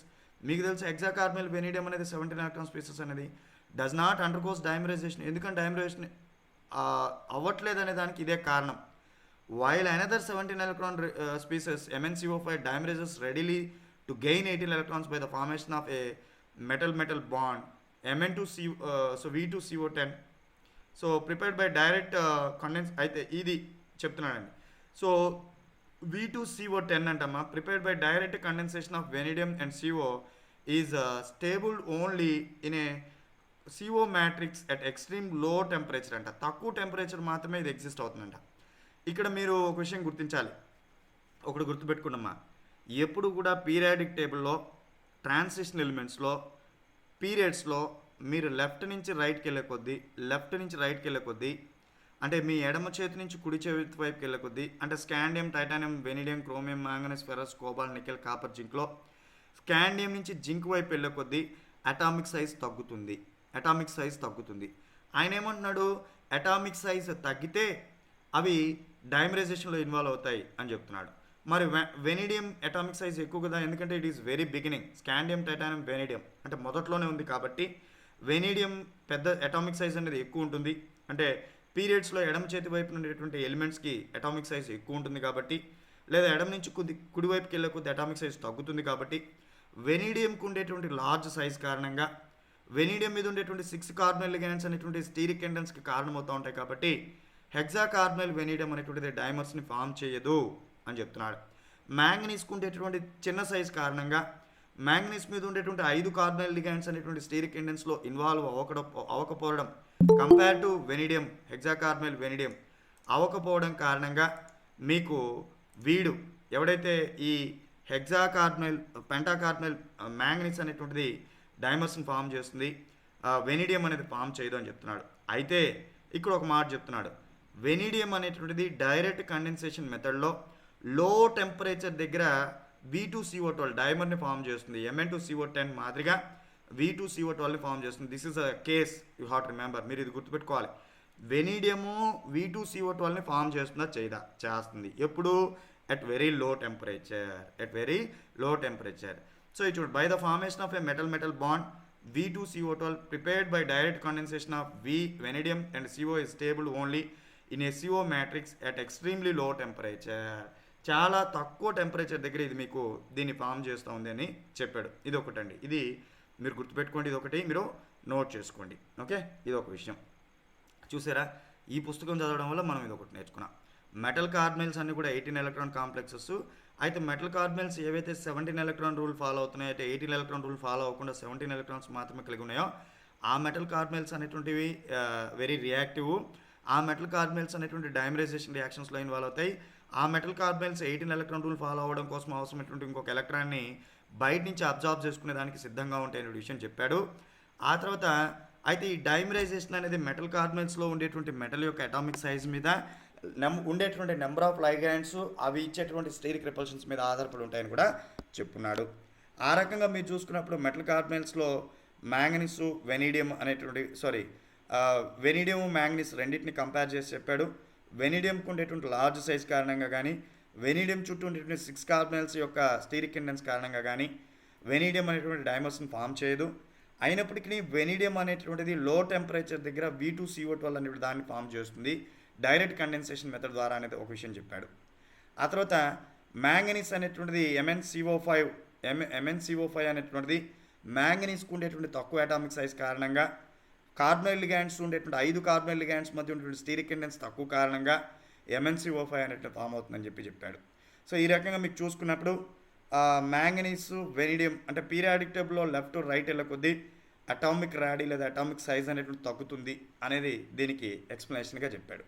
So ఆ రకంగా మీకు ఇక్కడ బాండింగ్ గురించి ఒకటి సిగ్మా బాండింగ్ అంటే ఏంటి, పై బాండింగ్ అంటే ఏంటి ఒకటి చెప్పున్నాడు. ఆ తర్వాత ఇదొకటి చెప్పున్నాడు. Next you come here IR values గురించి మాట్లాడుకుందాం. అయితే కార్బన్ మోనాక్సైడ్ ఇన్ మెడిసిన్, మా కొన్ని పుస్తకాల యొక్క గొప్పతనం ఏంటంటే కొన్ని టెక్స్ట్ బుక్స్లో బాక్స్ ఐటమ్స్ ఉంటాయండి. అంటే ఒక డబ్బా కొట్టేసి ఆ డబ్బా లోపల రాస్తారు. రామలింగం పుస్తకం, V Ramalingam and R Gopalan, basic ఇన్ఫర్మేషన్లో కింగ్, మంచి బేసిక్ నాలెడ్జ్ ఇస్తాడు మీకు. So Ramalingam and R Gopalan అనే పుస్తకం కనుక చూస్తే దాంట్లో కూడా మీకు బాక్స్ ఐటమ్స్ కనిపిస్తూ ఉంటాయి. అట్లాగే ఇక్కడ మీకు బీడి గుప్తా ఆర్గానోమెటాలిక్ కాంపౌండ్స్కి సంబంధించిన బీడి గుప్తా బుక్ చూసినప్పుడు ఇక్కడ కూడా మీకు బాక్స్ ఐటమ్స్ అనేవి కనిపిస్తూ ఉన్నాయి. బాక్స్ ఐటమ్స్ మీద మీరు ఫోకస్ చేయాల్సినటువంటి అవసరం ఎంతైనా ఉంటుంది, గుర్తుపెట్టుకోండి. So let us come here. It has been found that CO mainly shows two types of bonding, terminal and bridging అండి. అంటే మెటల్ కార్బైల్స్లో కార్బన్ లిగెండ్ అనేది మెటల్తో టెర్నల్ ఉండొచ్చు, లేదా మెటల్తో బ్రిడ్జింగ్లో ఉండొచ్చు. అంటే కార్బన్ లిగెండ్ ఒకే మెటల్తో కనుక కనెక్ట్ అయితే ఇది టెర్నల్గా ఉంటుంది. అదే కార్బన్ లిగెండ్ కనుక రెండు మెటల్తో కనెక్ట్ అయితే అది బ్రిడ్జింగ్గా ఉంటుందని చెప్తున్నాడు. It has been found that carbon mainly shows two types of bonding, terminal and bridging. As the CO stitching frequency is quite sensitive to a small changes in the electronic environment, one can, అంటే మీకు ఇందాకే చెప్పాడు ఆయన ఏం చెప్పాడు, metal కార్బైల్స్లో ఉండేటువంటి metal కార్బైల్ bonding అనేది it is sensitive to the electronic effects on metal మీద ఉండేటువంటి ఎలక్ట్రానిక్ ఎఫెక్ట్స్కి సెన్సిటివ్గా ఉంటుందని చెప్పాడుగా. అంటే మెటల్ మీద ఎలక్ట్రాన్ రిలీజింగ్ గ్రూప్ ఉన్నప్పుడు ఏమవుతుంది, మెటల్ మీద ఎలక్ట్రాన్ విత్ డ్రాయింగ్ గ్రూప్ ఉన్నప్పుడు, అంటే మెటల్ మీద ఎలక్ట్రాన్ రిలీజింగ్ ఉన్నప్పుడు, మెటల్ మీద electron with drawing metal carbonyl bonding అనేటువంటిది మారుతూ ఉందని చెప్పాడుగా. ఆ మాట ఇక్కడ చెప్తా ఉన్నాడు. So it has been found that CO only shows two types of bonding, terminal and bridging. As the CO switching frequency is quite sensitive to a small changes in the electronic environment of మెటల్కి సంబంధించినటువంటి electronic ఎన్విరాన్మెంట్లో కొద్దిపాటి మార్పులు వస్తే COకి సంబంధించినటువంటి values కూడా మారిపోతూ ఉంటాయి. COకి సంబంధించిన స్విచ్చింగ్ ఫ్రీక్వెన్సీస్ IR వాల్యూస్ కూడా మారిపోతూ ఉంటాయి. One can identify these IR spectral studies. CO switching అంటేనే IR వాల్యూస్ అండి. In electron counting methods to find out if the complex obeys the 18 electron rule. అంటే మీకు ఎలక్ట్రాన్ కౌంటింగ్ మెథడ్స్ మీరు చదివారు. EAN rule ఒకటి, 18 ఎలక్ట్రాన్ రూల్ ఒకటి, vets rule ఒకటి చదివారు.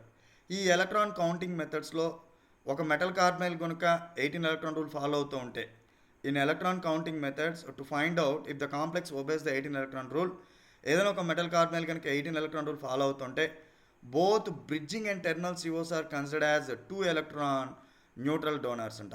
ఈ మాట గుర్తుపెట్టుకున్నామా, కొన్ని పుస్తకాల్లో కొన్ని గొప్ప మాటలు వస్తూ ఉంటాయి. అట్లాంటిది ఇది కూడా. అంటే గొప్ప మాటలు అంటే అవుట్లైన్స్ అనమాట. మనం ఎన్ని సంవత్సరాల నుంచో లేదా మనకి ఎన్నాళ్ళ నుంచో కొన్ని విషయాలు అర్థం కానీ తేలిపోతూ ఉంటాయి. ఈయన సింపుల్గా ఒక స్టేట్మెంట్ చెప్పాడు. ఆయన ఏం చెప్తున్నాడు, ఏదైనా ఒక మెటల్ కార్బనైల్ కనుక 18 ఎలక్ట్రాన్ రూల్ ఫాలో అవుతుంటే ఆ మెటల్ కార్బనైల్లో ఉండేటువంటి కార్బనైల్ లిగాండ్ అనేది టెర్నల్ అయినా కానీ బ్రిడ్జింగ్ అయినా కానీ అది 2 ఎలక్ట్రాన్ డోనర్గా పనిచేస్తుందని చెప్పాడు. In electron counting methods to find out if the complex obeys the 18 electron rule, metal carbonyls కనుక మీకు ఏదైనా ఒక మెటల్ కార్బనైల్ ఇచ్చినప్పుడు ఆ మెటల్ కార్బనైల్ కనుక 18 ఎలక్ట్రాన్ రూల్ ఫాలో అవుతూ ఉంటే ఆ మెటల్ కార్బనైల్లో ఉండేటువంటి both bridging and terminal COs, ఆ మెటల్ కార్బనైల్లో ఉండేటువంటి రెండు bridging carbonyl ligands, terminal carbonyl ligands రెండు కూడా considered as 2 electron neutral donors. అవి 2 ఎలక్ట్రాన్ డోనర్గా పనిచేస్తాయి, న్యూట్రల్ డోనర్స్గా పనిచేస్తాయి అనేది గుర్తుపెట్టుకోండి. ఇవి వీడియోస్ నేను మళ్ళీ సైట్లో అప్లోడ్ చేస్తా. లాగిన్స్ ఇవ్వని వాళ్ళకి నేను ఖచ్చితంగా ఇస్తానండి. 2 రోజుల నుంచి కొంచెం వర్క్ మీద ఉండి ఇవ్వలేకపోయాను. ఖచ్చితంగా యాక్టివ్ చేస్తాను. సో మీరు మళ్ళీ కావాలంటే మళ్ళీ వినండి, మిస్ అవ్వద్దు. చాలా ఇంపార్టెంట్ టెక్స్ట్ ఉంది ఇక్కడ. So it is rather difficult to arrive at the number of bridging.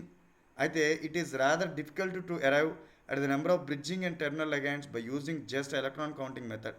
Electron counting మెథడ్ను ఉపయోగించి ఎన్ని బ్రిడ్జింగ్ ఉన్నాయి, ఎన్ని టెర్నల్ ఉన్నాయి అనే విషయాన్ని మీరు ఐడెంటిఫై చేయడం అనేది కష్టం అని చెప్తున్నారు.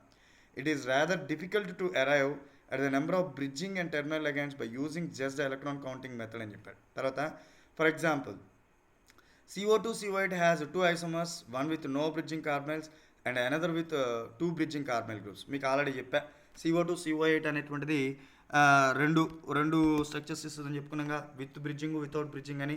అదే ఇక్కడ చెప్తున్నాడు. CO2 CO8 has 2 isomers, one with no bridging carbonyls and another one with bridging carbonyls. ఒక దాంట్లో ఎటువంటి బ్రిడ్జింగ్ కార్బనైల్ లిగాండ్స్ ఉండవు, ఇంకో దాంట్లో బ్రిడ్జింగ్ కార్బనైల్స్ ఉంటాయి. Both of which are 18 electron species. రెండు కూడా అంటే బ్రిడ్జింగ్ కార్బనైల్స్ ఉన్నప్పుడు, బ్రిడ్జింగ్ కార్బనైల్స్ లేనప్పుడు రెండు కూడా 18 electron species. The CO switching frequency of terminal carbonyls are observed in the range of 2120 to 1850 centimetres అంట. గుర్తుపెట్టుకోండమ్మా, నేను అక్కడ ఆల్రెడీ మీకు ఇచ్చిన బోర్డు మీద అవి గుర్తుపెట్టుకోండి బాగా.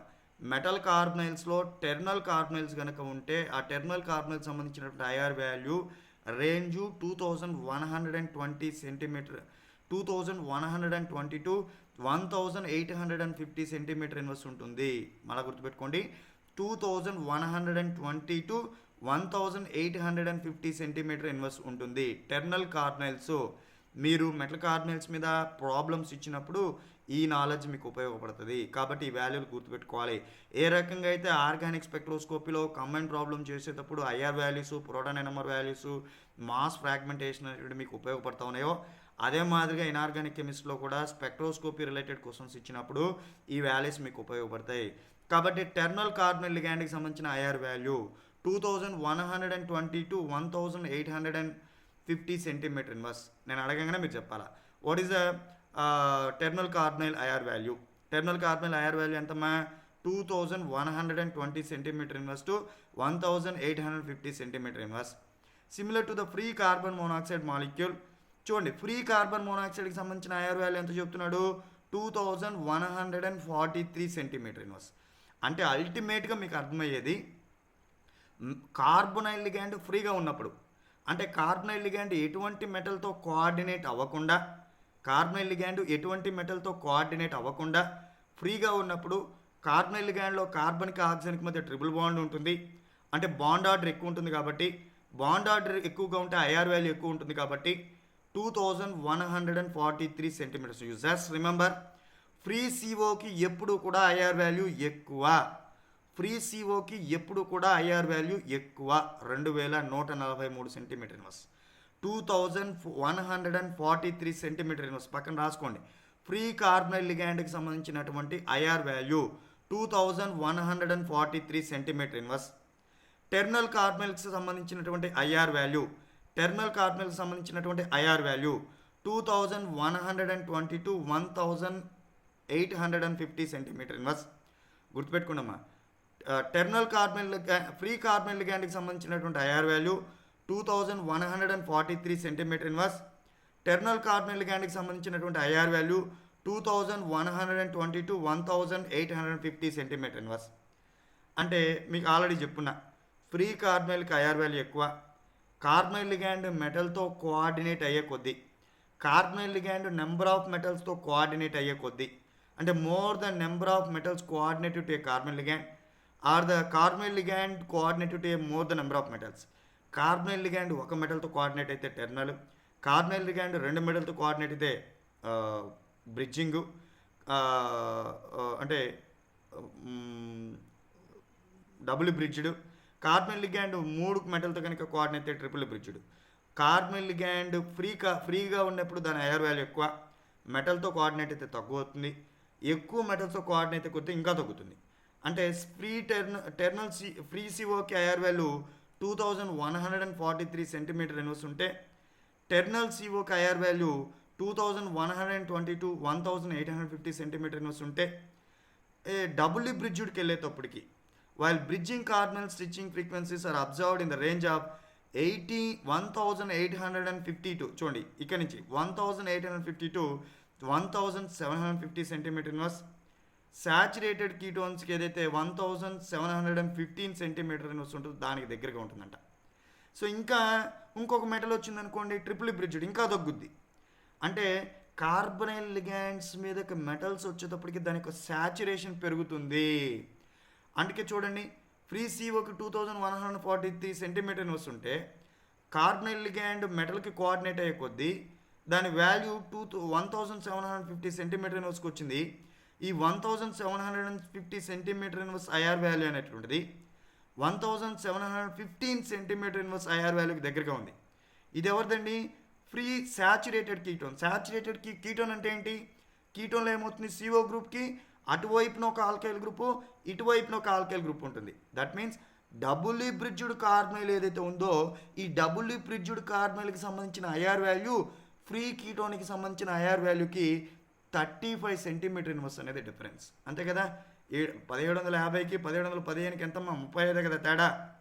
అంటే కీటోన్స్కి సంబంధించిన ఐఆర్ వాల్యూ 1715కినో డబుల్ బ్రిడ్జ్డ్ ఐఆర్ వాల్యూకి డిఫరెన్స్ ఎంత అండి, 30 సెంటీమీటర్ ఇన్వర్స్. మీరు ఇది గుర్తుపెట్టుకోండి. Free CO IR value 2143 centimeter inverse. Mono అంటే terminal CO IR value 2120 centimetre inverse to 1850 centimetre inverse terminal అండి. Double bridged IR value 1850 centimetre inverse to 1750 centimeter inverse.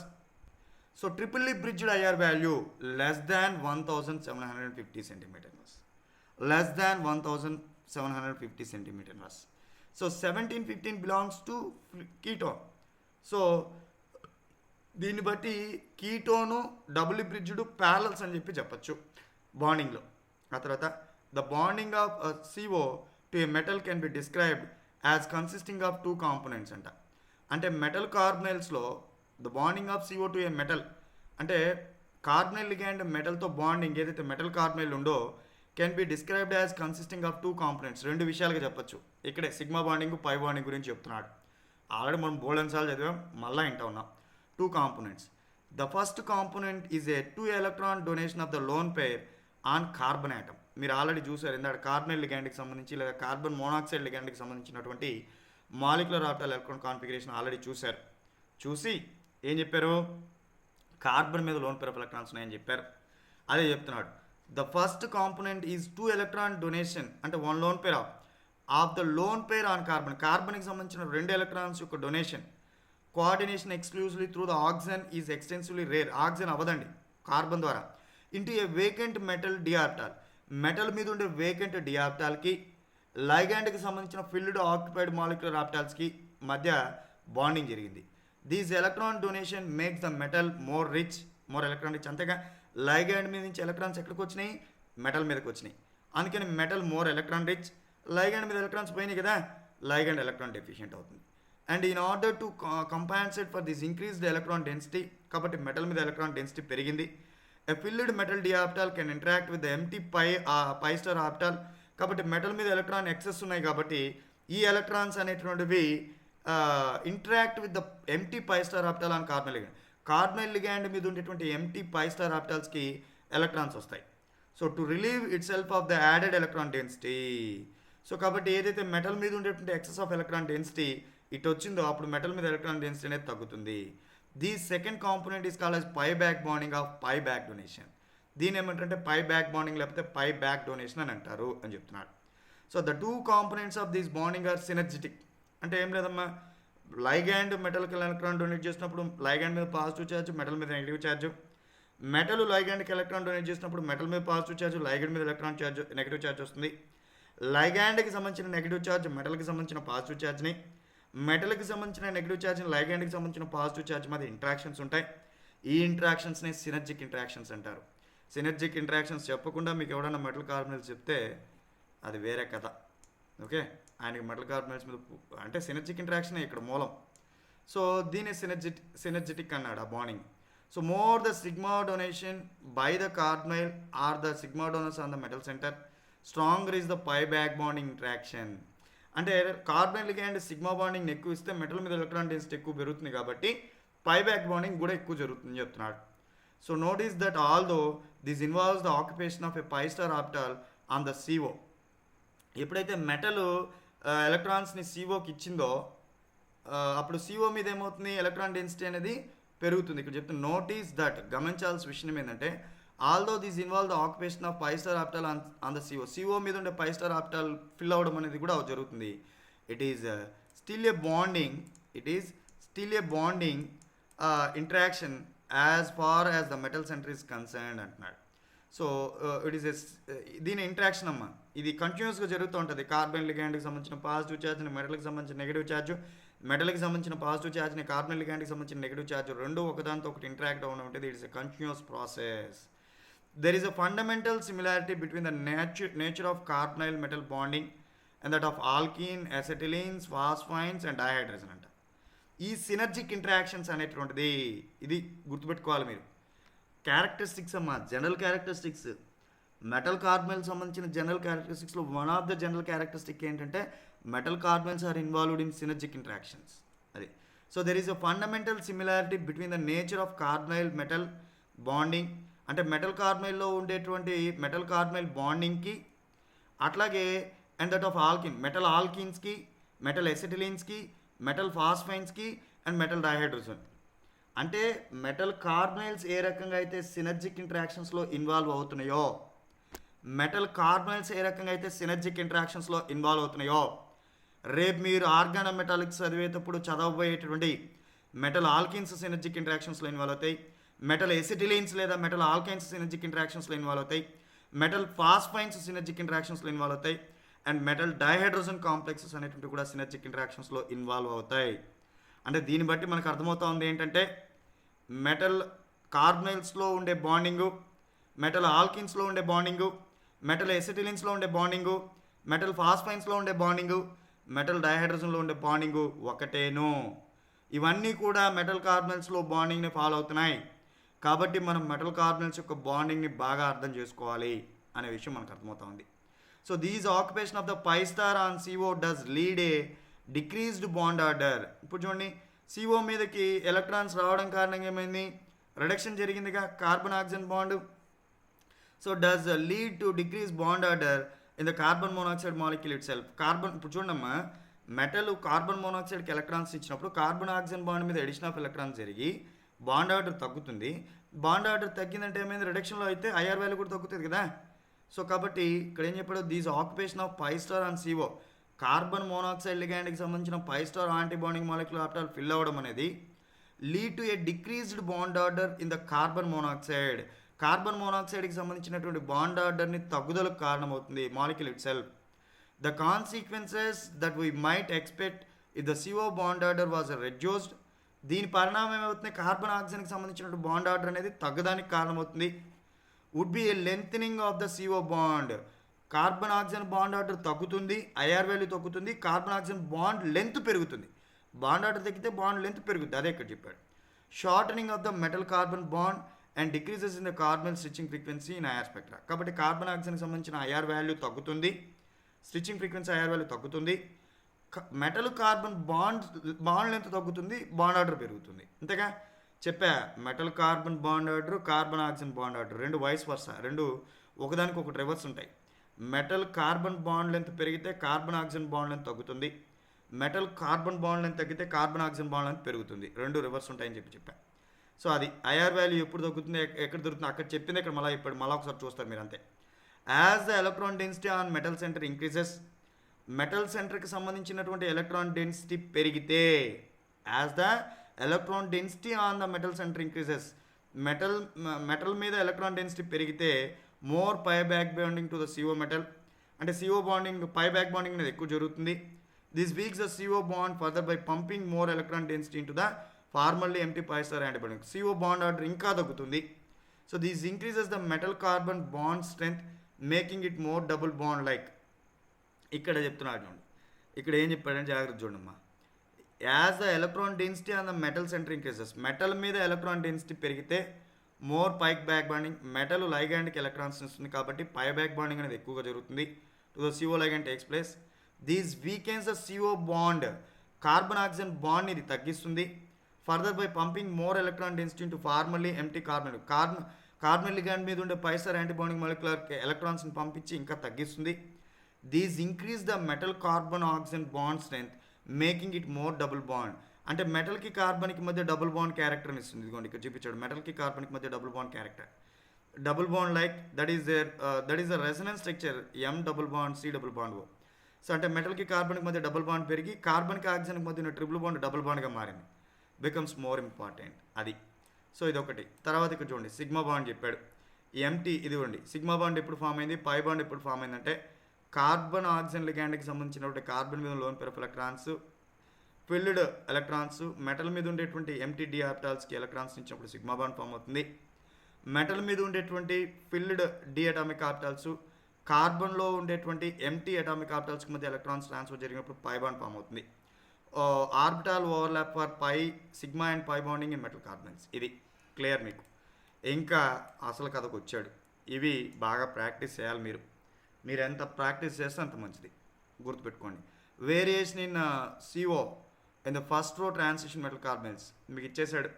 Transition elements scandium, titanium, vanadium, chromium, manganese, ferrous, cobalt, nickel, copper, zinc. నేను already చెప్పాను మీకు, copper, zinc metal carbonyls form చేయవు. Scandium, titanium కూడా metal carbonyls form చేయవు.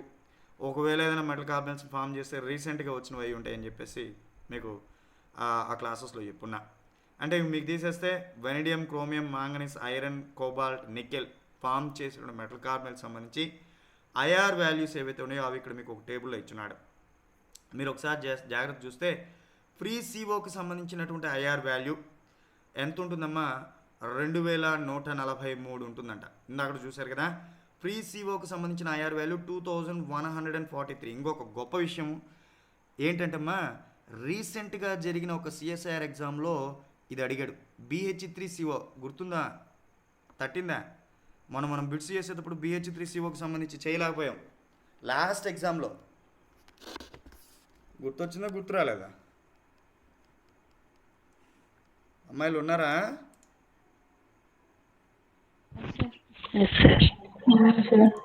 గుర్తొచ్చిందా, గుర్తు రాలేదా? BH3CO ఇప్పుడు గుర్తుపెట్టుకోండి. మర్చిపోయారు, ఇప్పుడు గుర్తుపెట్టుకోండి. BH3COకి సంబంధించిన ఐఆర్ వాల్యూ ఫ్రీ సిఓ కంటే కూడా ఎక్కువ అంట. ఎంత చెప్తున్నాడు? ఫ్రీ సిఓలో ఐఆర్ వాల్యూ ఎంత? 2143. అయితే ఇక్కడ ఎంత వచ్చింది? 164. 143 కంటే 164 ఎక్కువ. BH3COలో 164. ఎందుకనమ్మా? Because of BH3 is a Lewis acid. BH3 is a Lewis acid. BH3 Lewis acid కాబట్టి కార్బన్ ఆక్సిజన్ దగ్గర నుంచి ఎలక్ట్రాన్స్ దాని దగ్గర గుంజుకుంటుంది. అంటే అప్పుడు కార్బన్ ఆక్సిజన్ బాండ్ ఆర్డర్ పెరుగుతుంది, ఆక్సిజేషన్లో ఇన్వాల్వ్ అవుతుంది కదా, బాండ్ ఆర్డర్ పెరుగుతుంది. బాండ్ ఆర్డర్ పెరిగి ఐఆర్ వాల్యూ పెరుగుతుంది. అందుకంటే ఫ్రీ సిఓ కంటే కూడా BH3COకి సంబంధించిన ఐఆర్ వాల్యూ ఎక్కువ. ఫ్రీ సిఓకి సంబంధించిన ఐఆర్ వాల్యూ 2143. BH3COకి సంబంధించిన ఐఆర్ వాల్యూ 2164. ఇది గుర్తుపెట్టుకోండి. అయితే సిఓ మీద పాజిటివ్ ఛార్జ్ వచ్చినప్పుడు 2184. ఇది ఇంకా గుర్తుపెట్టుకోవాలి. కార్బన్ మోనాక్సైడ్లో కార్బన్ ఆక్సిజన్ మీద పాజిటివ్ ఛార్జ్ వస్తే దాని మీద 2184 అంట. ఇంకా పెరిగిందంట, గుర్తుపెట్టుకోండి. మొత్తం మీద free CO IR value 2143. Carbon monoxide అనేది లూయిస్ బేస్గా యాక్ట్ చేసి BH3 అయినటువంటి లూయిస్ యాసిడ్తో కోఆర్డినేటెడ్ కోవలెంట్ బాండ్ ఫామ్ చేసినప్పుడు అప్పుడు కార్బన్ మోనాక్సైడ్కి సంబంధించిన ఐఆర్ వాల్యూ 2143 నుంచి, ఫ్రీ సిఓలో ఉండే ఐఆర్ వాల్యూ 2143 నుంచి BH3 కోఆర్డినేటెడ్ CO 2164కి పెరుగుతుంది. ఆ తర్వాత CO ప్లస్కి సంబంధించిన ఐఆర్ వాల్యూ 2184 ఉంటుంది. అదొకటి గుర్తుపెట్టుకోండి. అయితే నేను మీకు చెప్పా, కాపరు, జింకు మెటల్ కార్బనైల్స్ని ఫామ్ చేయవని నేను చెప్పింది కాదమ్మా, రామలింగం పుస్తకంలో ఉన్నది నేను చెప్పా. బట్ ఇక్కడ మీరు చూస్తే కాపరు CuCO4+ అనేటువంటి మెటల్ కార్బనైల్స్ ఫామ్ చేసిందంట. దీని ఐఆర్ వాల్యూ 2202. అంటే ఫ్రీ సిఓ కంటే కూడా పెరిగింది. అంటే మీరు ఇక్కడ ఒక విషయం గుర్తుపెట్టుకోవాలా, మనం ఆల్రెడీ ఒక స్టేట్మెంట్ ఇచ్చున్నాం. మెటల్ మీద ఎలక్ట్రాన్ డెన్సిటీ పెరిగితే, అంటే మెటల్ మీద ఎలక్ట్రాన్ రిలీజింగ్ గ్రూప్స్ ఉంటే, మెటల్ మీద ఎలక్ట్రాన్ డెన్సిటీ ఉన్నా, మెటల్ మీద ఎలక్ట్రాన్ రిలీజింగ్ గ్రూప్స్ ఉన్నా, మెటల్ మీద నెగిటివ్ ఛార్జ్ ఉన్నా, గుర్తుపెట్టుకున్నామా, మెటల్ మీద ఎలక్ట్రాన్ రిలీజింగ్ గ్రూప్స్ ఉన్నా, మెటల్ మీద నెగిటివ్ ఛార్జ్ ఉన్నా, మెటల్ అనేది పై బ్యాక్ బాండింగ్లో ఇన్వాల్వ్ అవుతుంది. పై బ్యాక్ బాండింగ్ జరిగినప్పుడు కార్బన్ ఆక్సిజన్ బాండ్ ఆర్డర్ అనేటువంటిది తగ్గుతుంది అని చెప్పాను నేను మీకు. అందుకే అదే మెటల్ మీద పాజిటివ్ ఛార్జ్ ఉన్నా, మెటల్ మీద ఎలక్ట్రాన్ విత్డ్రాయింగ్ గ్రూప్స్ ఉన్నా, మీకు మెటల్కి కార్బనైల్ లిగాండ్కి మధ్య సిగ్మా బాండింగ్ జరుగుతుంది, కార్బన్ ఆక్సిజన్ బాండ్ ఆర్డర్ అనేది పెరుగుతుంది అని చెప్పాను. అందుకే చూడండి, ఫ్రీ సిఓకి సంబంధించిన ఐఆర్ వాల్యూ కంటే కూడా గుర్తుపెట్టుకోండి, కార్బనైల్ లిగాండ్ మీద లూయిస్ యాసిడ్స్ ఉన్నా, కార్బనైల్ లిగాండ్ మీద పాజిటివ్ ఛార్జ్ ఉన్నా, కార్బనైల్ లిగాండ్ మీద ఉండే మెటల్ మీద పాజిటివ్ ఛార్జ్ ఉన్నా, ఫ్రీ సిఓ కంటే కూడా ఐఆర్ వాల్యూస్ పెరుగుతాయి. కాబట్టి ఫ్రీ సిఓకి సంబంధించిన IR value 2143. Lewis acid coordinated CO IR value free CO కంటే కూడా పెరిగి 2164 centimetre inverse. CO positive charge ఉన్నప్పుడు IR value 2184 centimetre inverse. Bond order పెరుగుతూ ఉంది. ఆ తర్వాత కాపర్ ఇట్ సెల్ఫ్, కాపర్తో అయినప్పుడు ఇక్కడ పాజిటివ్ ఛార్జ్ మెటల్ మీద ఉంది, అంటే మెటల్ మీద పాజిటివ్ ఛార్జ్ ఉన్నప్పుడు ఐఆర్ వాల్యూ ఏమవుతుంది, ఫ్రీ సిఓ కంటే కూడా పెరుగుతుంది. ఎంత పెరిగింది కాపర్లో, 2202 పెరిగింది. NiCO4 tetracarbonyl nickel, it's a neutral metal carbonyl. So వీడిలో ఫ్రీ సిఓ కంటే కూడా ఎంత ఎక్కువ ఉంది, 2057. ఎందుకు ఎక్కువ ఉందరా అంటే నికెల్ ఇక్కడ జీరో ఆక్సిడేషన్ స్టేటు, D8S2 10 ఎలక్ట్రాన్స్ ఉన్నాయి వీడి దగ్గర, 10 ఎలక్ట్రాన్స్ ఉన్నాయి వీడి దగ్గర కూడా 10 ఎలక్ట్రాన్స్ ఉన్నాయి. అందుకే మీకు ఐఆర్ వాల్యూ అనేటువంటిది 2202 అండ్ 2057 దగ్గరలో ఉన్నాయి. సో గుర్తుపెట్టుకోవాలి మీరు, వీడి దగ్గర 10 ఎలక్ట్రాన్స్ ఉన్నాయి అంటే ఎలక్ట్రాన్ రిచ్ మెటల్, కాబట్టి ఇది పై బ్యాక్, కాబట్టి ఇది తర్వాత దీని మీద పాజిటివ్ ఛార్జ్ ఉంది కాబట్టి ఇది సిగ్మా బాండింగ్లో ఇన్వాల్వ్ అవుతుంది. NiCO4 ఎలక్ట్రాన్స్ ఎక్కువ ఉన్నాయి, వీటితో పోలిస్తే ఇక్కడ పాజిటివ్ ఛార్జ్ లేదు, 2057 అనేది ఉంది. ఆ తర్వాత మెటల్ మీద నెగిటివ్ ఛార్జ్ వస్తే మొత్తం పై బ్యాక్ బాండింగ్ జరుగుతుంది. పై బ్యాక్ బాండింగ్ జరిగితే ఫ్రీ సిఓ కంటే ఐఆర్ వాల్యూ తగ్గుతుంది. అందుకే 2143 సెంటీమీటర్ ఇన్వర్స్ కంటే కూడా 1890 సెంటీమీటర్ ఇన్వర్స్ అనేది తగ్గింది. అట్లాగే చూడండి ఇంకా నెగిటివ్ ఛార్జ్ పెరిగింది. నెగిటివ్ ఛార్జ్ పెరిగే కొద్ది ఇక్కడ 1 యూనిట్ ఆఫ్ నెగిటివ్ ఛార్జ్ ఉంటే 1890, 2 యూనిట్స్ వస్తే వచ్చింది ఏమైంది 1815. అట్లాగే కొంచెం 3 యూనిట్స్ వస్తే ఏమొచ్చింది 1600 to 1790, 4 యూనిట్స్ వస్తే 1460 to 1657. అంటే మెటల్ మీద negative charge units of negative charge పెరిగే కొద్దీ సిఓకి సంబంధించిన ఐఆర్ వాల్యూ తగ్గుతూ వస్తుంది. దీన్ని మీరు నోట్ చేసుకోవాలి. అట్లాగే పాజిటివ్ ఛార్జ్ పెరిగితే 1 యూనిట్ ఆఫ్ పాజిటివ్ ఛార్జ్ ఉంటే 2202, 2 యూనిట్స్ ఉంటే 2204, 2 యూనిట్స్ ఉంటే. సో ఇక్కడ 1 యూనిట్ మళ్ళీ 2098. సో ఏం లేదు 2000. వెనిడియం నెగిటివ్ ఛార్జ్ తగ్గింది, 2 యూనిట్స్ నెగిటివ్ ఛార్జ్ ఇంకా తగ్గింది. వెనిడియం 1976 వచ్చింది. Mn2CO10 2013, FeCO5 2030, CO2CO8 2044. ఇట్లా ఈ వాల్యూస్ అమ్మ కొంచెం కొన్ని మొండిగా గుర్తుపెట్టుకోవాలమ్మా, కొన్నిటికి లాజిక్ దొరికేంత మటుగా మొండి గుర్తుపెట్టుకోవాలి, తప్పదు మనకి. సో కాబట్టి మనం లాజిక్ దొరుకుద్దేమో ట్రై చేద్దాం. ఏ రకంగా అయితే ఆర్గానిక్ కెమిస్ట్రీలో spectroscopy IR values, proton NMR values గుర్తుపెట్టుకుంటారో, ఆఫ్కోర్స్ అక్కడ అవి గుర్తుపెట్టుకునేదానికి ఇండక్టివ్ ఎఫెక్ట్, అదే షీల్డింగ్ డీషీల్డింగ్ NMRలో అయితే. సో ఐఆర్లో అయితే స్టిచ్చింగ్ బెండింగ్ వాటిని బట్టి గుర్తుపెట్టుకోవచ్చు. ఇక్కడ కూడా అంతే. కాబట్టి every individual bond has its specific bond order, bond strength, that means IR value. అంటే ప్రతి బాండ్ దానికి సంబంధించినటువంటి పర్టికులర్ ఐఆర్ వాల్యూని కలిగి ఉంటుంది, బాండ్ స్ట్రెంగ్త్ని కలిగి ఉంటుంది అనమాట. అది ఇక్కడ మీకు చెప్తా ఉన్నాడు. సో ఇది డిఫరెంట్ మెటల్ కార్బన్కి సంబంధించిన ఐఆర్ వాల్యూస్. ఇది బాగా ప్రాక్టీస్ చేయండి, గుర్తుపెట్టుకునే దానికి ట్రై చేయండి లాజిక్గా. మీకు ఏదైనా లాజిక్ దొరికితే మీ ఫ్రెండ్స్తో షేర్ చేసుకోండి, నాకు ఏదైనా లాజిక్ దొరికితే నేను మీతో ఖచ్చితంగా షేర్ చేసుకుంటా. ఓకే, నాకు చెప్పండి, నేను కూడా నేర్చుకుంటా మీకేమైనా లాజిక్ దొరికితే ఎక్కడన్నా. సో ఇవేం చేస్తారంటే బెటర్ మెటల్స్ అన్నింటినీ ఒక ఆర్డర్లో రాసుకోండి. Scandium, titanium, vanadium, chromium, manganese, ferrous, cobalt, nickel, copper, zinc రాసుకొని అవి ఇచ్చే మెటల్ కార్బనైల్స్, వాటికి సంబంధించినటువంటి న్యూట్రల్ మెటల్ కార్బనైల్ ఇచ్చే IR value, positive metal carbonyl ఇచ్చే IR value, negative metal carbonyl ఇచ్చే ఐఆర్ వాల్యూ, ఇవన్నీ కూడా ఒక సీక్వెన్స్లో రాయండి. అప్పుడు ఏదైనా ఒక అవగాహన వస్తుందేమో చూద్దాం, గుర్తుపెట్టుకునేదానికి ఏదైనా అవకాశం ఉంటుందేమో చూద్దాం. లేకపోతే ఇంకొన్న ఆప్షన్ ప్రాక్టీస్. మీరు దీని మీద వచ్చిన ప్రాబ్లమ్స్ చేసే ప్రతిసారి వచ్చే ఐఆర్ వాల్యూ రేంజ్ ఎంత ఉంటే అది ఏమవ్వచ్చు అనే ప్రిడిక్షన్ కోసం మీరు ఈ టేబుల్ దగ్గర కనుక వస్తే దెన్ ఇట్ ఈస్ ఫైన్. ఇది మీకు బాగా ఉపయోగపడుతుంది. ఆ రకంగా మీకు IR values different metal carbonyls, ఆ డిఫరెంట్ మెటల్ కార్బనైల్స్లో ఐఆర్ వాల్యూస్ అంటే సిఓకి కార్బన్ ఆక్సిజన్కి సంబంధించిన ఐఆర్ వాల్యూస్ ఏ రకంగా వ్యారీ అవుతా అనేటువంటి విషయం మీకు ఇక్కడ చెప్పాడు. ఆ తర్వాత చూస్తే the nu CO value given table 3.1. So ఇక్కడ ఇదేగా 3.1 మీరు ఇప్పుడు చూస్తుంది ఐఆర్ వాల్యూస్ అనేటువంటివి. క్లియర్లీ ఇల్యూస్ట్రేట్స్ చాలా క్లియర్గా చెప్తా ఉన్నాయి. ఏం చెప్తా ఉన్నాయి? The effect of charge and thereby electron density on the extent of the metal మీద ఉండేటువంటి ఛార్జ్, అది పాజిటివ్ ఛార్జా నెగిటివ్ ఛార్జా, లేకపోతే మెటల్ మీద ఉండేటువంటి ఎలక్ట్రాన్ డెన్సిటీ తక్కువ ఎలక్ట్రాన్ డెన్సిటీ ఉందా లేకపోతే ఎక్కువ ఎలక్ట్రాన్ డెన్సిటీ ఉందా అనేటువంటిది. The extent of metal CO pi back bonding గురించి చెప్తా ఉన్నాయి. ఆల్రెడీ చెప్పా, మెటల్ మీద పాజిటివ్ ఛార్జ్ ఉంటే మెటల్ కార్బనైల్ లిగాండ్ అనేటువంటిది ఎక్కడ ఇన్వాల్వ్ అవుతుంది? సిగ్మా బాండింగ్లో ఇన్వాల్వ్ అవుతుంది. మెటల్ మీద నెగిటివ్ ఛార్జ్ ఉంటే పై బాండింగ్లో ఇన్వాల్వ్ అవుతుంది. అదే ఇక్కడ చెప్తున్నాడు, మెటల్ మీద ఉండేటువంటి ఎలక్ట్రాన్ డెన్సిటీని ఆధారంగా చేసుకొని CO పై బ్యాక్ బాండింగ్ యొక్క అతిపాతం అంటే ఎంత ఎక్కువగా జరుగుతుంది ఎంత తక్కువగా జరుగుతుంది, ఎక్స్టెంట్ అంటే ఎంత ఎక్కువగా జరుగుతుంది ఎంత తక్కువగా జరుగుతున్న విషయాన్ని చెప్పచ్చు. Although some additional factors such as electronegativity and size of the metal. అయితే దాంతోపాటుగా మెటల్కి సంబంధించిన సైజు, మెటల్కి సంబంధించినటువంటి ఎలక్ట్రోనెగటివిటీ కూడా projected as influencing the electron effects అంట. అవి కూడా ప్రభావితం చూపిస్తాయంట. ఏంటివి? సైజ్ ఆఫ్ ద మెటల్ ఒకటి సైజ్ ఆఫ్ ద మెటల్ ఒకటి, ఆ తర్వాత మెటల్ యొక్క ఎలక్ట్రోనెగటివిటీ ఒకటి. Although some additional factors such as electronegativity మెటల్కి సంబంధించిన electronegativity and size of the మెటల్కి సంబంధించిన size are being projected as influencing the electronic effects మీద ప్రభావితం చూపిస్తాయంట. They are minimal and contributes less to the observed CO switching frequency. అయితే అవి minimal అంటే ఏంటండి, చాలా తక్కువగా లేకపోతే వాటిని మినిమైజ్ చేసేంత, మనం తీసేసేంతగా.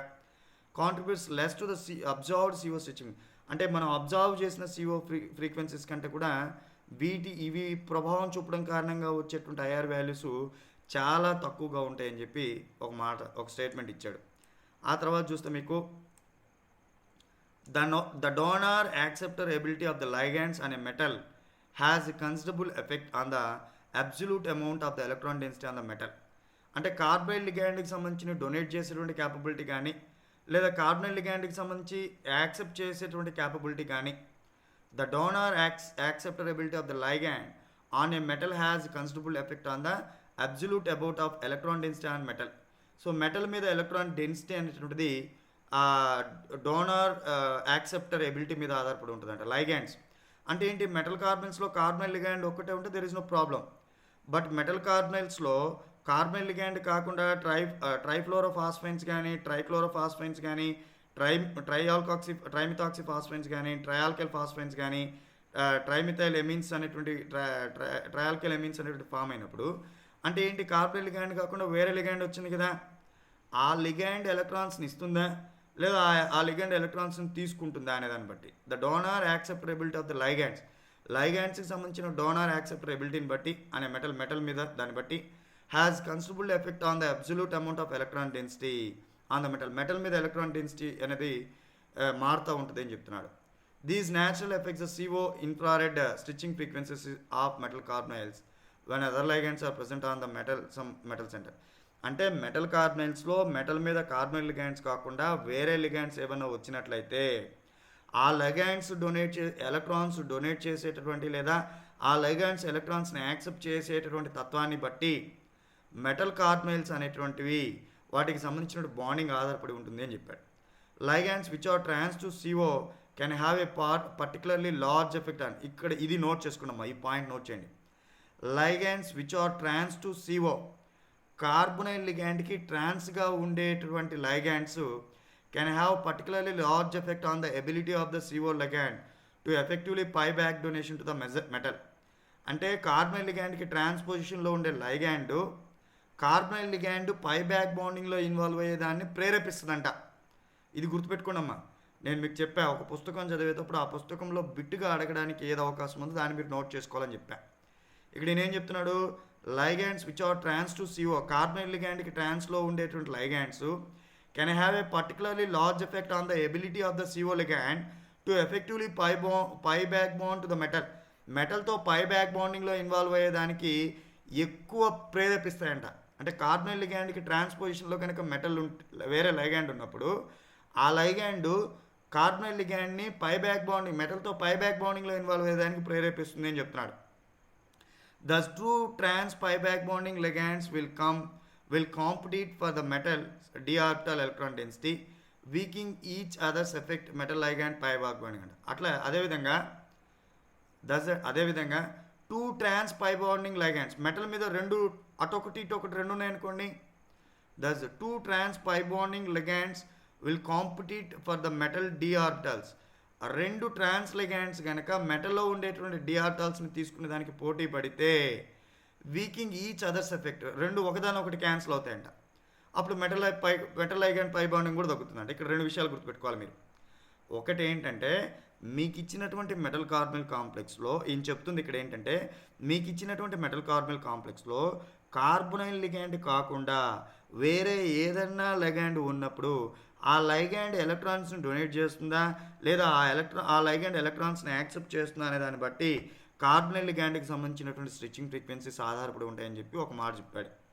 రెండవ మాట ఏం చెప్పాడంటే, మీకు ఇచ్చినటువంటి మెటల్ కార్బనల్స్లో కార్బొనైల్ లిగాండ్కి ట్రాన్స్పోజిషన్లో వేరే లెగాండ్ ఉన్నప్పుడు ఆ ట్రాన్స్పోజిషన్లో ఉండే లెగాండ్ కార్బొనైల్ లిగాండ్ని పై బ్యాక్ బాండింగ్లో ఇన్వాల్వ్ అయ్యేదానికి ప్రేరేపిస్తుంది అని చెప్తున్నాడు.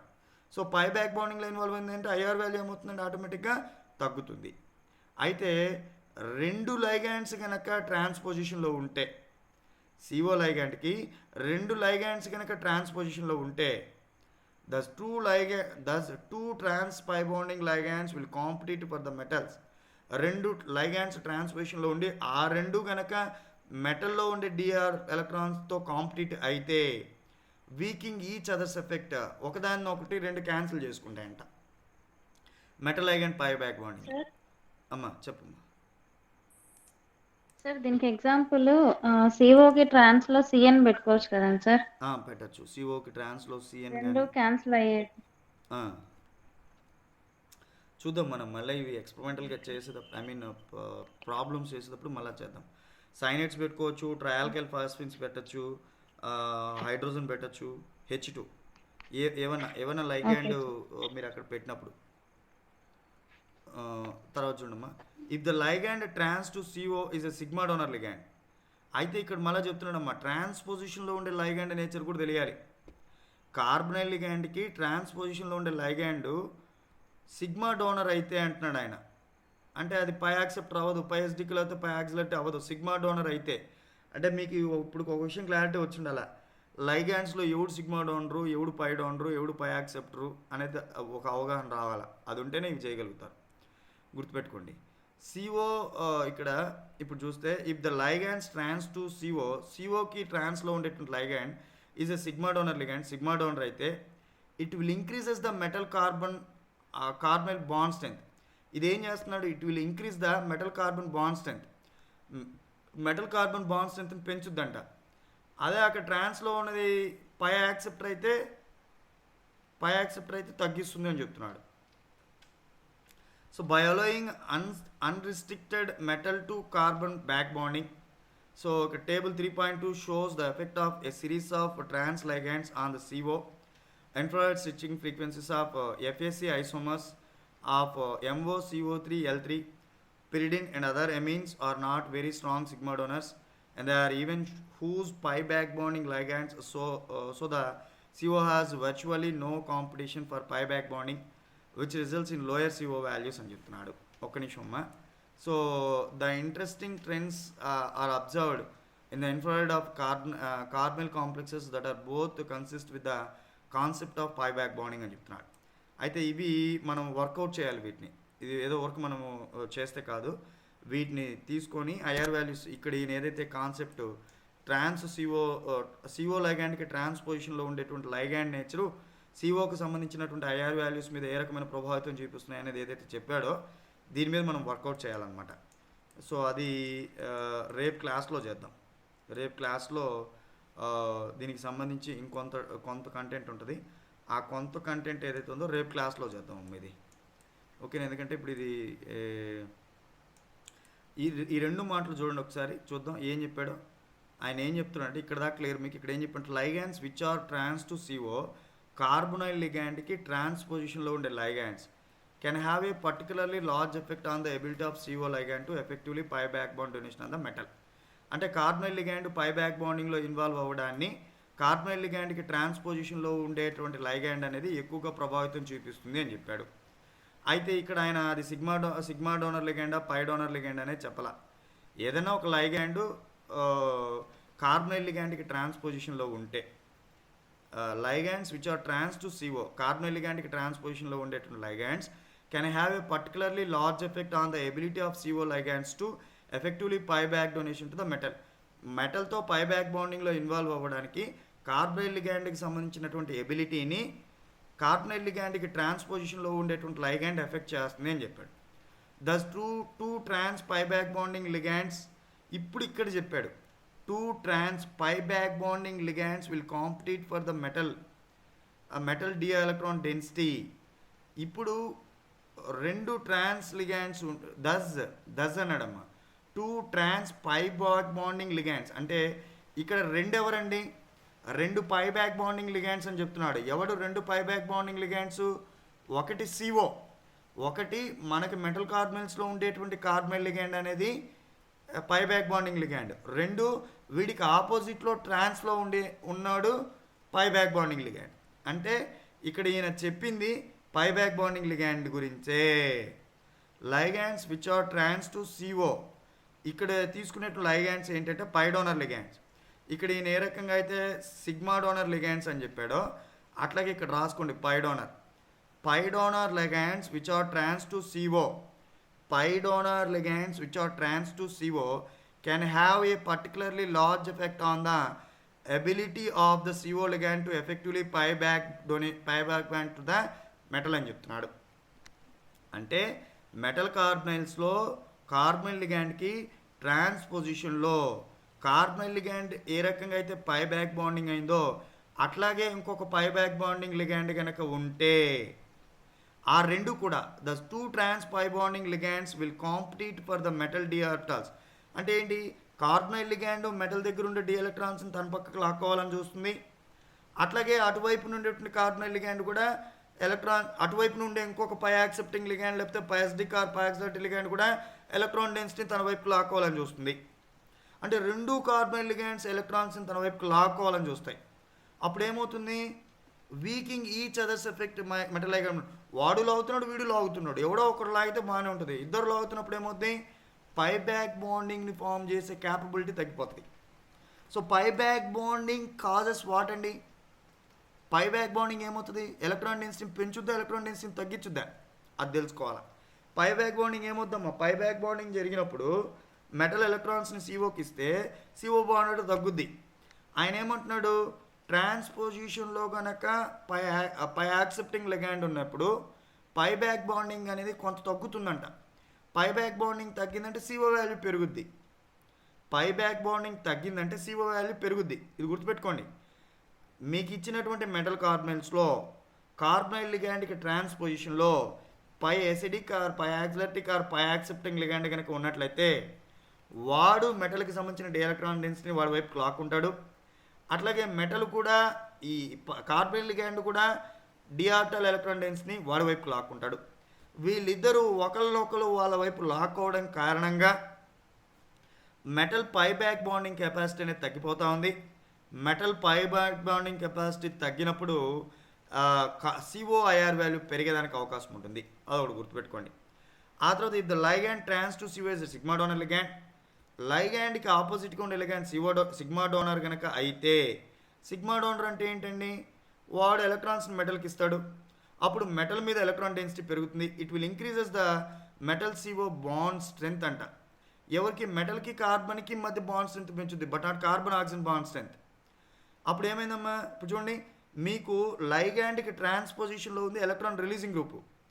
అంటే ఒక రకంగా ఏమైంది, ఆ ఎలక్ట్రాన్ రిలీజింగ్ గ్రూపు మెటల్ మీద ఎలక్ట్రాన్ డెన్సిటీ పెంచింది. మెటల్ దగ్గర ఎక్సెస్ ఆఫ్ ఎలక్ట్రాన్స్ ఉన్నాయి, అది CO లిగాండ్కి ఇచ్చింది. అప్పుడు CO బాండ్ ఆర్డర్ ఏమవుతుంది, రెడ్యూస్ అవుద్ది. So metal CO bond strength by allowing unrestricted restricted to metal carbon back bonding. అంటే ఇంకా మెటల్ కార్బన్ బ్యాక్ బాండింగ్ మనం అసలు రిస్ట్రిక్ట్ చేయలేం, జరిగిపోతూ ఉంటుంది. అంటే మెటల్ కార్బన్ బ్యాక్ బాండింగ్ అనేది పెరిగింది. Shows the effect of a steric of trans ligands to nu CO infrared stretching frequencies of FAC. అంటే ఇది ఇక్కడ ఏం లేదమ్మా, ఏడు చెప్పింది ఒకటి సింపుల్ గుర్తుపెట్టుకోండి. నేను ఇందాక మీకు ఏం చెప్పా, మెటల్ కార్బనైల్స్లో మెటల్ మీద ఎలక్ట్రాన్ రిలీజింగ్ గ్రూప్ ఉన్న, మెటల్ మీద నెగిటివ్ ఛార్జ్ ఉన్న పై బ్యాక్ బాండింగ్ అనేది జరుగుతుంది.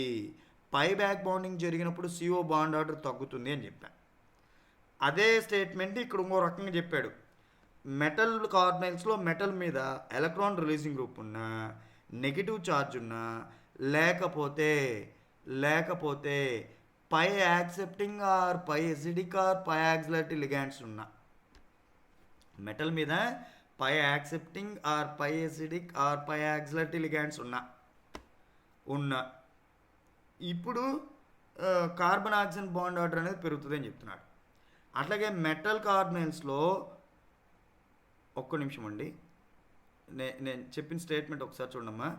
ఇక్కడ ఈయన ఏం చెప్తున్నాడు, పై యాక్సెప్టింగ్ లిగాండ్స్ ఉంటే కార్బన్ ఆక్సిజన్ బాండ్ ఆర్డర్ పెరుగుతుంది అని చెప్తున్నాడు. సిగ్మా డోనర్ లిగాండ్స్ ఉంటే ఏమవుతుంది అంటున్నాడు, మెటల్ కార్బన్ ఆక్సిజన్ బాండ్స్ తగ్గుతుంది. ఇది గుర్తుపెట్టుకోండి, ఈ రెండు స్టేట్మెంట్స్ గుర్తుపెట్టుకోండి. ఇప్పుడు ఇస్తాను ఈ స్టేట్మెంట్స్ జాగ్రత్త గుర్తుపెట్టుకోండి. మెటల్ కార్బనైల్స్లో మెటల్ మీద నెగటివ్ ఛార్జ్ ఉన్న, ఎలక్ట్రాన్ రిలీజింగ్ గ్రూప్స్ ఉన్న కార్బన్ ఆక్సిజన్ పై బ్యాక్ బాండింగ్ జరుగుతుంది కాబట్టి కార్బన్ ఆక్సిజన్ బాండ్ ఆర్డర్ తగ్గుతుంది, ఒక స్టేట్మెంట్.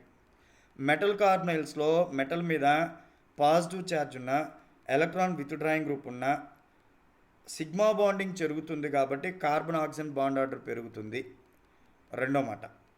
మూడో మాట చెప్తున్నా, జాగ్రత్త వినండి. మెటల్ కార్బనైల్స్లో కార్బనైల్ లిగాండ్కి ట్రాన్స్పోజిషన్లో pi accepting ligand or pi acidic ligand or pi యాక్సిలేటరీ లిగాండ్ కనుక ఉన్నట్లయితే కార్బన్ ఆక్సిజన్కి సంబంధించినటువంటి ఐఆర్ వాల్యూ పెరుగుతుంది. దీనికి కారణం పై బ్యాక్ బాండింగ్ తగ్గడము. ఎందుకు తగ్గుతుంది అంటే రెండు కూడా పై ఎసిడిక్ లిగాండ్స్ అయినప్పుడు రెండు కూడా మెటల్ డి ఆర్బిటాల్స్ని వాటి వైపు లాక్కోవడము. ఆ తర్వాత మూడో స్టేట్మెంట్ అది. నాలుగో స్టేట్మెంటు, మెటల్ కార్బనైల్స్లో కార్బనైల్ లిగాండ్కి ట్రాన్స్పోజిషన్లో సిగ్మా డోనర్ లిగాండ్ కనుక ఉంటే, అంటే electron releasing group. Sigma donor అంటే electron releasing group. Electron releasing group ఉన్నప్పుడు పై బ్యాక్ బాండింగ్ విపరీతంగా జరుగుతుంది. కాబట్టి CO బాండ్ ఆర్డర్ తగ్గుతుంది, ఐఆర్ వాల్యూ తగ్గుతుంది. ఇది 4 స్టేట్మెంట్స్. మొత్తం మీద కార్బన్ ఆక్సిజన్ బాండ్ ఆర్డర్ ఎప్పుడు పెరుగుతుంది, ఎప్పుడు తగ్గుతుంది అనే దానికి 4 స్టేట్మెంట్స్ ఇచ్చాం. ఈ 4 స్టేట్మెంట్స్లో మొదటిది కార్బన్ ఆక్సిజన్ బాండ్ ఆర్డర్ అనేది మెటల్ మీద ఎలక్ట్రాన్ నెగిటివ్ ఛార్జు లేదా మెటల్ మీద ఎలక్ట్రాన్ రిలీజింగ్ గ్రూప్స్ ఉన్నప్పుడు CO బాండ్ ఆర్డర్ తగ్గుతుందని, మెటల్ మీద ఎలక్ట్రో పాజిటివ్ లేదా మెటల్ మీద ఎలక్ట్రాన్ విత్డ్రాయింగ్ గ్రూప్ ఉంటే CO బాండ్ ఆర్డర్ పెరుగుతుందని, మెటల్ మీద సిగ్మా డోనర్ లిగాండ్స్ ఉన్నప్పుడు CO బాండ్ ఆర్డర్ తగ్గుతుందని, మెటల్ మీద పై యాక్సెప్టింగ్ లిగాండ్స్ ఉన్నప్పుడు CO బాండ్ ఆర్డర్ పెరుగుతుందని ఈ 4 స్టేట్మెంట్స్ ఇచ్చాం. ఆ 4 స్టేట్మెంట్స్ యొక్క సారాంశము ఇక్కడికి, ఈ పారా మొత్తం సారాంశము ఆ 4 స్టేట్మెంట్స్. తర్వాత చూస్తే table 3 shows the effect of a series of trans ligands to CO. అంటే మీకు మెటల్ కార్బనైల్స్ సిరీస్ ఇచ్చాడు, దాంట్లో CO లైగాండ్కి ట్రాన్స్లో ఉండేటువంటి CO లిగాండ్స్ ఉన్నప్పుడు, అంటే ట్రాన్స్ లిగాండ్స్ అంటే effect of a series of trans ligands అంటే కార్బనైల్ లిగాండ్కి ట్రాన్స్పోజిషన్లో డిఫరెంట్ లిగాండ్స్ని పెట్టి ఆ లిగాండ్స్ ఏ రకంగా ప్రభావితం చూపిస్తున్నాయి. CO infrared stitching frequencies of FAC isomers of MO CO3 L3 type, pyridine and other amines are not very strong sigma donors. అయితే మీకు కొన్ని లిగాండ్స్ చెప్పాడు, పిరిడిన్ ఒకటి, ఎమిన్స్ అనేటువంటివి చెప్పుకోదగినంత సిగ్మా డోనర్స్ గారంట. And they are even worse pi back bonding ligands. అట్లాగే అవి worst pi back bonding ligands కూడా కాదంట. ఎవరు? ఎమిన్స్, పిరిడిన్ అనేటువంటివి. So the CO has virtually no competition of pi back bonding which results in lower CO values అంట. So కాబట్టి అక్కడ మీకు చెప్పుకోదగినటువంటి కాంపిటీషన్ లేదంట పై బ్యాక్ బాండింగ్లో. కాబట్టి రిజల్ట్స్ లోయర్ CO వాల్యూస్ అనేటువంటి తక్కువ వస్తున్నాయని చెప్తున్నాడు. ఆ తర్వాత చూద్దాం. సో అంటే పై బ్యాక్ బాండింగ్ మీద పెద్ద ప్రభావితం చెప్పలేదు కాబట్టి పై బ్యాక్ బాండింగ్ జరుగుతుంది. పై బ్యాక్ బాండింగ్ జరిగింది కాబట్టి CO వాల్యూ తగ్గింది. ఇది ఎక్కడది 3.2 వీడే. 2 interesting trends are observed in the infrared spectrum of carbonyl complex. Metal complex సంబంధించి రెండు ముఖ్యమైన విషయాలు ఉన్నాయంట. So that are both consist with the concept of pi back bonding. రెండు కూడా పై బ్యాక్ బాండింగ్ మీద ఆధారపడి ఉన్నాయంట. అవి ఏంటి అనేది ఇక్కడ చెప్పాడమ్మా. రేపు చెప్దామా, సరే చూద్దాం. సో అవి ఏంటంటే, ఒకటి, with each negative charge added on the metal centre. Metal మీద నెగిటివ్ ఛార్జ్ పెరిగే కొద్దీ 1 యూనిట్ అమ్మ, ఈచ్ నెగిటివ్ అన్నాడు అంటే ఒక్కొక్క యూనిట్ నెగిటివ్ ఛార్జ్ పెరిగే కొద్దీ -2, -3 అట్లా With each negative charge added to the metal center, the CO stitching frequency decrease approximately by 100 centimeter inverse. ఇది ఒకటి నోట్ చేసుకోవాలి మీరు. మెటల్ కార్బనైల్స్లో మెటల్ మీద 1 యూనిట్ నెగిటివ్ ఛార్జ్ పెరిగే కొద్దీ కార్బన్ ఆక్సిజన్ బాండ్ ఆర్డర్ అనేది 100 సెంటీమీటర్ ఇన్వర్స్ దగ్గర తగ్గుతుంది. మొదటి మాట. రెండోది, the better the sigma donating capability, ligand అనేది సిగ్మా డోనర్ అయితే ఆఫ్ ద అదర్ లైగ్యాండ్ అన్న మెటల్ కార్బనైల్స్లో కార్బనైల్ లిగ్యాండ్ కాకుండా వేరే లిగ్యాండ్ ఏదైతే మెటల్ మీద ఉందో ఆ మెటల్ కనుక సిగ్మా డోనర్ అయితే the lower the CO stretching frequency, CO value ఇంకా తగ్గుతుంది. అది ఈ రెండు మాటలు చెప్పారు. So the following ligands can be ranked in order of the pi acceptor abilities. అంటే కొన్ని లైగ్యాండ్స్ ఇచ్చి ఆ లైగ్యాండ్స్కి సంబంధించినటువంటి పై యాక్సెప్టర్ ఎబిలిటీస్ అనేది చెప్పాడు. Based on infrared spectral data available on the metal carbonyl substituted by them. So metal కార్బనైల్స్లో nitrogen లిగ్యాండ్ని, సిఓని, పిఎఫ్3ని వీటిని పెట్టి వాటి యొక్క ఐఆర్ వాల్యూస్ ఆధారంగా ఆ లైగ్యాండ్స్కి సంబంధించినటువంటి పై యాక్సెప్టర్ ఎబిలిటీస్ అనేవి చెప్పాడంట. ఇక్కడ చూస్తే నైట్రోజన్ లిగ్యాండ్ నిన్ననే చదువుకున్నాం. మెటల్ నైట్రోజెల్స్లో nitrogen ligand is 14 electron donor అని, 14 ఎలక్ట్రాన్ మాలిక్యూల్ అని, pi acceptor or pi acidic or pi యాక్సిలరీ లిగ్యాండ్ అని, దాని మీద పాజిటివ్ ఛార్జ్ ఉంటుందని. మీకు చూస్తే carbonyl ligand is a pi acceptor ligand, nitrogen ligand is a pi acceptor ligand. But ఈ రెండిట్లో విచ్ వన్ ఈజ్ మోర్ అన్నప్పుడు కార్బొనైల్ లిగ్యాండ్ కంటే కూడా nitrogen ligand is a pi acceptor ligand or pi acetic లిగ్యాండ్. అందుకనే nitrogen ligand is greater than that of CO ligand, CO ligand is greater than that of పిఎఫ్3 trifluorophosphine. ఇక్కడ మీరు ఒకటి గుర్తుపెట్టుకోవాలా, పిఎఫ్3, పిసిఎల్3, పిఓఆర్3, పిఆర్3 వీటిని రాసుకోండి. ఫస్ట్ ఫాస్ఫరస్ రాసుకోండి, ట్రైక్లోరోఫాస్ఫరస్. పిఎఫ్3, పిసిఎల్3లో ఎవరికి ఎక్కువ పై బ్యాక్ బాండింగ్ క్యాపబిలిటీ ఉందంటే పిఎఫ్3కి, ఆ తర్వాత ఎవరికి ఉందరా అంటే పిసిఎల్3కి. ఈ రెండింటి మధ్యలో ఎవరు వచ్చారంటే ఐసోసైనేట్స్. ఇట్లాంటివి బాగా ప్రాక్టీస్ చేయాలా, మీరు గుర్తుపెట్టుకోండి. ఇట్లాంటి ఏవైతే ఆర్డర్స్ వస్తాయో ఆర్డర్స్ బాగా ప్రాక్టీస్ చేయాలా. గుర్తుపెట్టుకునే ఆర్డర్ నేను చెప్తా. సో నైట్రోజెల్స్ కార్బనైల్స్లో నైట్రోజెల్స్కి ఎక్కువ, కాబట్టి నైట్రోజెల్స్ is greater than that of carbonyls. ఆ తర్వాత ట్రైఫ్లోరోఫాస్ఫైన్, ట్రైక్లోరోఫాస్ఫరస్. ఈ రెండిట్లో ఫాస్ఫరస్ మోర్ ఎలక్ట్రోనెగటివ్, కాబట్టి trifluorophosphorus is greater than that of trichlorophosphorus. ఈ రెండిటికి మధ్యలో మీకు ఆల్కైల్ ఐసోనైట్రైల్స్ వచ్చినాయి. ఆ తర్వాత ట్రయాల్కైల్ ఫాస్ఫీను, ట్రయాల్కాక్సిఫాస్ఫిన్స్లో ట్రయాల్కాక్సిఫాస్ఫిన్స్ అనే దానికి ఎక్కువ. ఆ తర్వాత ఆల్కైల్ ఐసోసైనేట్స్, ఆల్కైల్ సైనేట్స్ వచ్చినాయి. అంటే చూడండి, ఆల్కైల్ సైనేట్స్లో ఆల్కైల్ ఐసోసైనేట్స్కి ఎక్కువ, లీస్ట్గా ట్రయాల్కైల్ ఎమిన్కి. ఈ వీడియో మళ్ళీ చూడండి అమ్మ, కావాలంటే నేను పెడతాను, ఈరోజు నైట్కి పెడతాను. సో మళ్ళీ చూడండి, ఈ ఆర్డర్ మటుకు బాగా గుర్తుపెట్టుకోండి. ఈ spectral data it is very very important. మీరు ఎన్నిసార్లు ప్రాక్టీస్ చేస్తే అంత మంచిది. మీరు మెటల్ కార్బనైల్స్ సంబంధించి ఐఆర్ రిలేటెడ్ ప్రాబ్లమ్స్ వచ్చిన ప్రతిసారి just come here and listen this and practice this. ఇది నేను చెప్పదలుచుకోండి. ఆ తర్వాత చూస్తే in addition to these two significations, ఆ రెండింటితో పాటుగా the effect of electronegativity and size of the metal also considered. The former has a marginal effect 3.3 ఇది చెప్తున్నాడు. ఫార్మర్ అంటే ఏంటి, మొదలు ఉండేది. అండ్ ద లాటర్ హ్యాజ్ అంటే ఈ మెటల్ కార్బనైల్స్లో ఫస్ట్ వచ్చేవి, ఆ తర్వాత వచ్చాయి. ఎలక్ట్రోనెగటివిటీ చూస్తే vanadium 1.6, chromium 1.6, manganese 1.6. But iron, cobalt, nickel 1.8, 1.9, 1.9 electronegativity పెరిగింది. ఎలక్ట్రోనెగటివిటీ పెరిగే కొద్దీ ఏమవుతా ఉంది, మెటల్కి సంబంధించిన ఎలక్ట్రోనెగటివిటీ పెరిగే కొద్దీ ఏమవుతా ఉంది అనేది చూడండి. In addition to these two significant factors, the effect of electronegativity and size of the metal are also considered. Electronegativity యొక్క మెటల్ అండ్ సైజ్ కూడా ప్రభావితం చూపిస్తాయంట. The effect of electronegativity and size of the metal are also considered. The former has marginal effect and the latter has no effect on the nu CO stretching frequencies. So ఇది చూడండి. So ఇప్పుడు ఒకసారి చూస్తే చూడండి అమ్మా, 1.6 electronegativity ఉన్నాయి. మీకు తెలుసు పీరియడ్స్లో లెఫ్ట్ రైట్ వెళ్ళే కొద్ది అటామిక్ సైజ్ తగ్గుతుంది. అట్లాగే అటామిక్ సైజ్ తగ్గుతుంది కాబట్టి ఎలక్ట్రోనెగటివిటీస్ పెరుగుతాయి. అందుకని మీకు 1.6 1.6 1.6 వచ్చి 1.8 1.8 1.9 వచ్చింది. ఇక్కడ మీరు చూస్తే ఎలక్ట్రోనెగటివిటీ పెరిగే కొద్దీ లేదా అటామిక్ సైజ్ తగ్గే కొద్దీ పీరియడ్స్లో గుర్తుపెట్టుకుని మెటల్ కార్బనైల్స్లో పీరియడ్స్లో ఎలక్ట్రోనెగటివిటీ పెరిగే కొద్దీ అటామిక్ సైజ్ తగ్గే కొద్దీ ఐఆర్ వాల్యూస్ పెరుగుతాయి. ఎంత? 1976 2000 2013 2023 2044 అండ్ దెన్ 2057. సో ఇది గుర్తుపెట్టుకోండి అమ్మా, ఇది గుర్తుపెట్టుకోండి. ఇవి మీరు బాగా ప్రాక్టీస్ చేయండి. ఇక్కడికి మీకు మెటల్ కార్బనైల్స్ సంబంధించి వాట్ ఈజ్ మెటల్ కార్బనైల్స్ అనేటువంటిది చెప్పడం జరిగింది. అట్లాగే మెటల్ కార్బనైల్కి సంబంధించి ఇంకొక ముఖ్యమైనటువంటి కాన్సెప్ట్ ఏదైతే ఉందో, ఇంకొక ముఖ్యమైనటువంటి టాపిక్ ఏదైతే ఉందో, స్ట్రక్చరు, పై back bonding and infrared spectroscopy of metal carbonyls.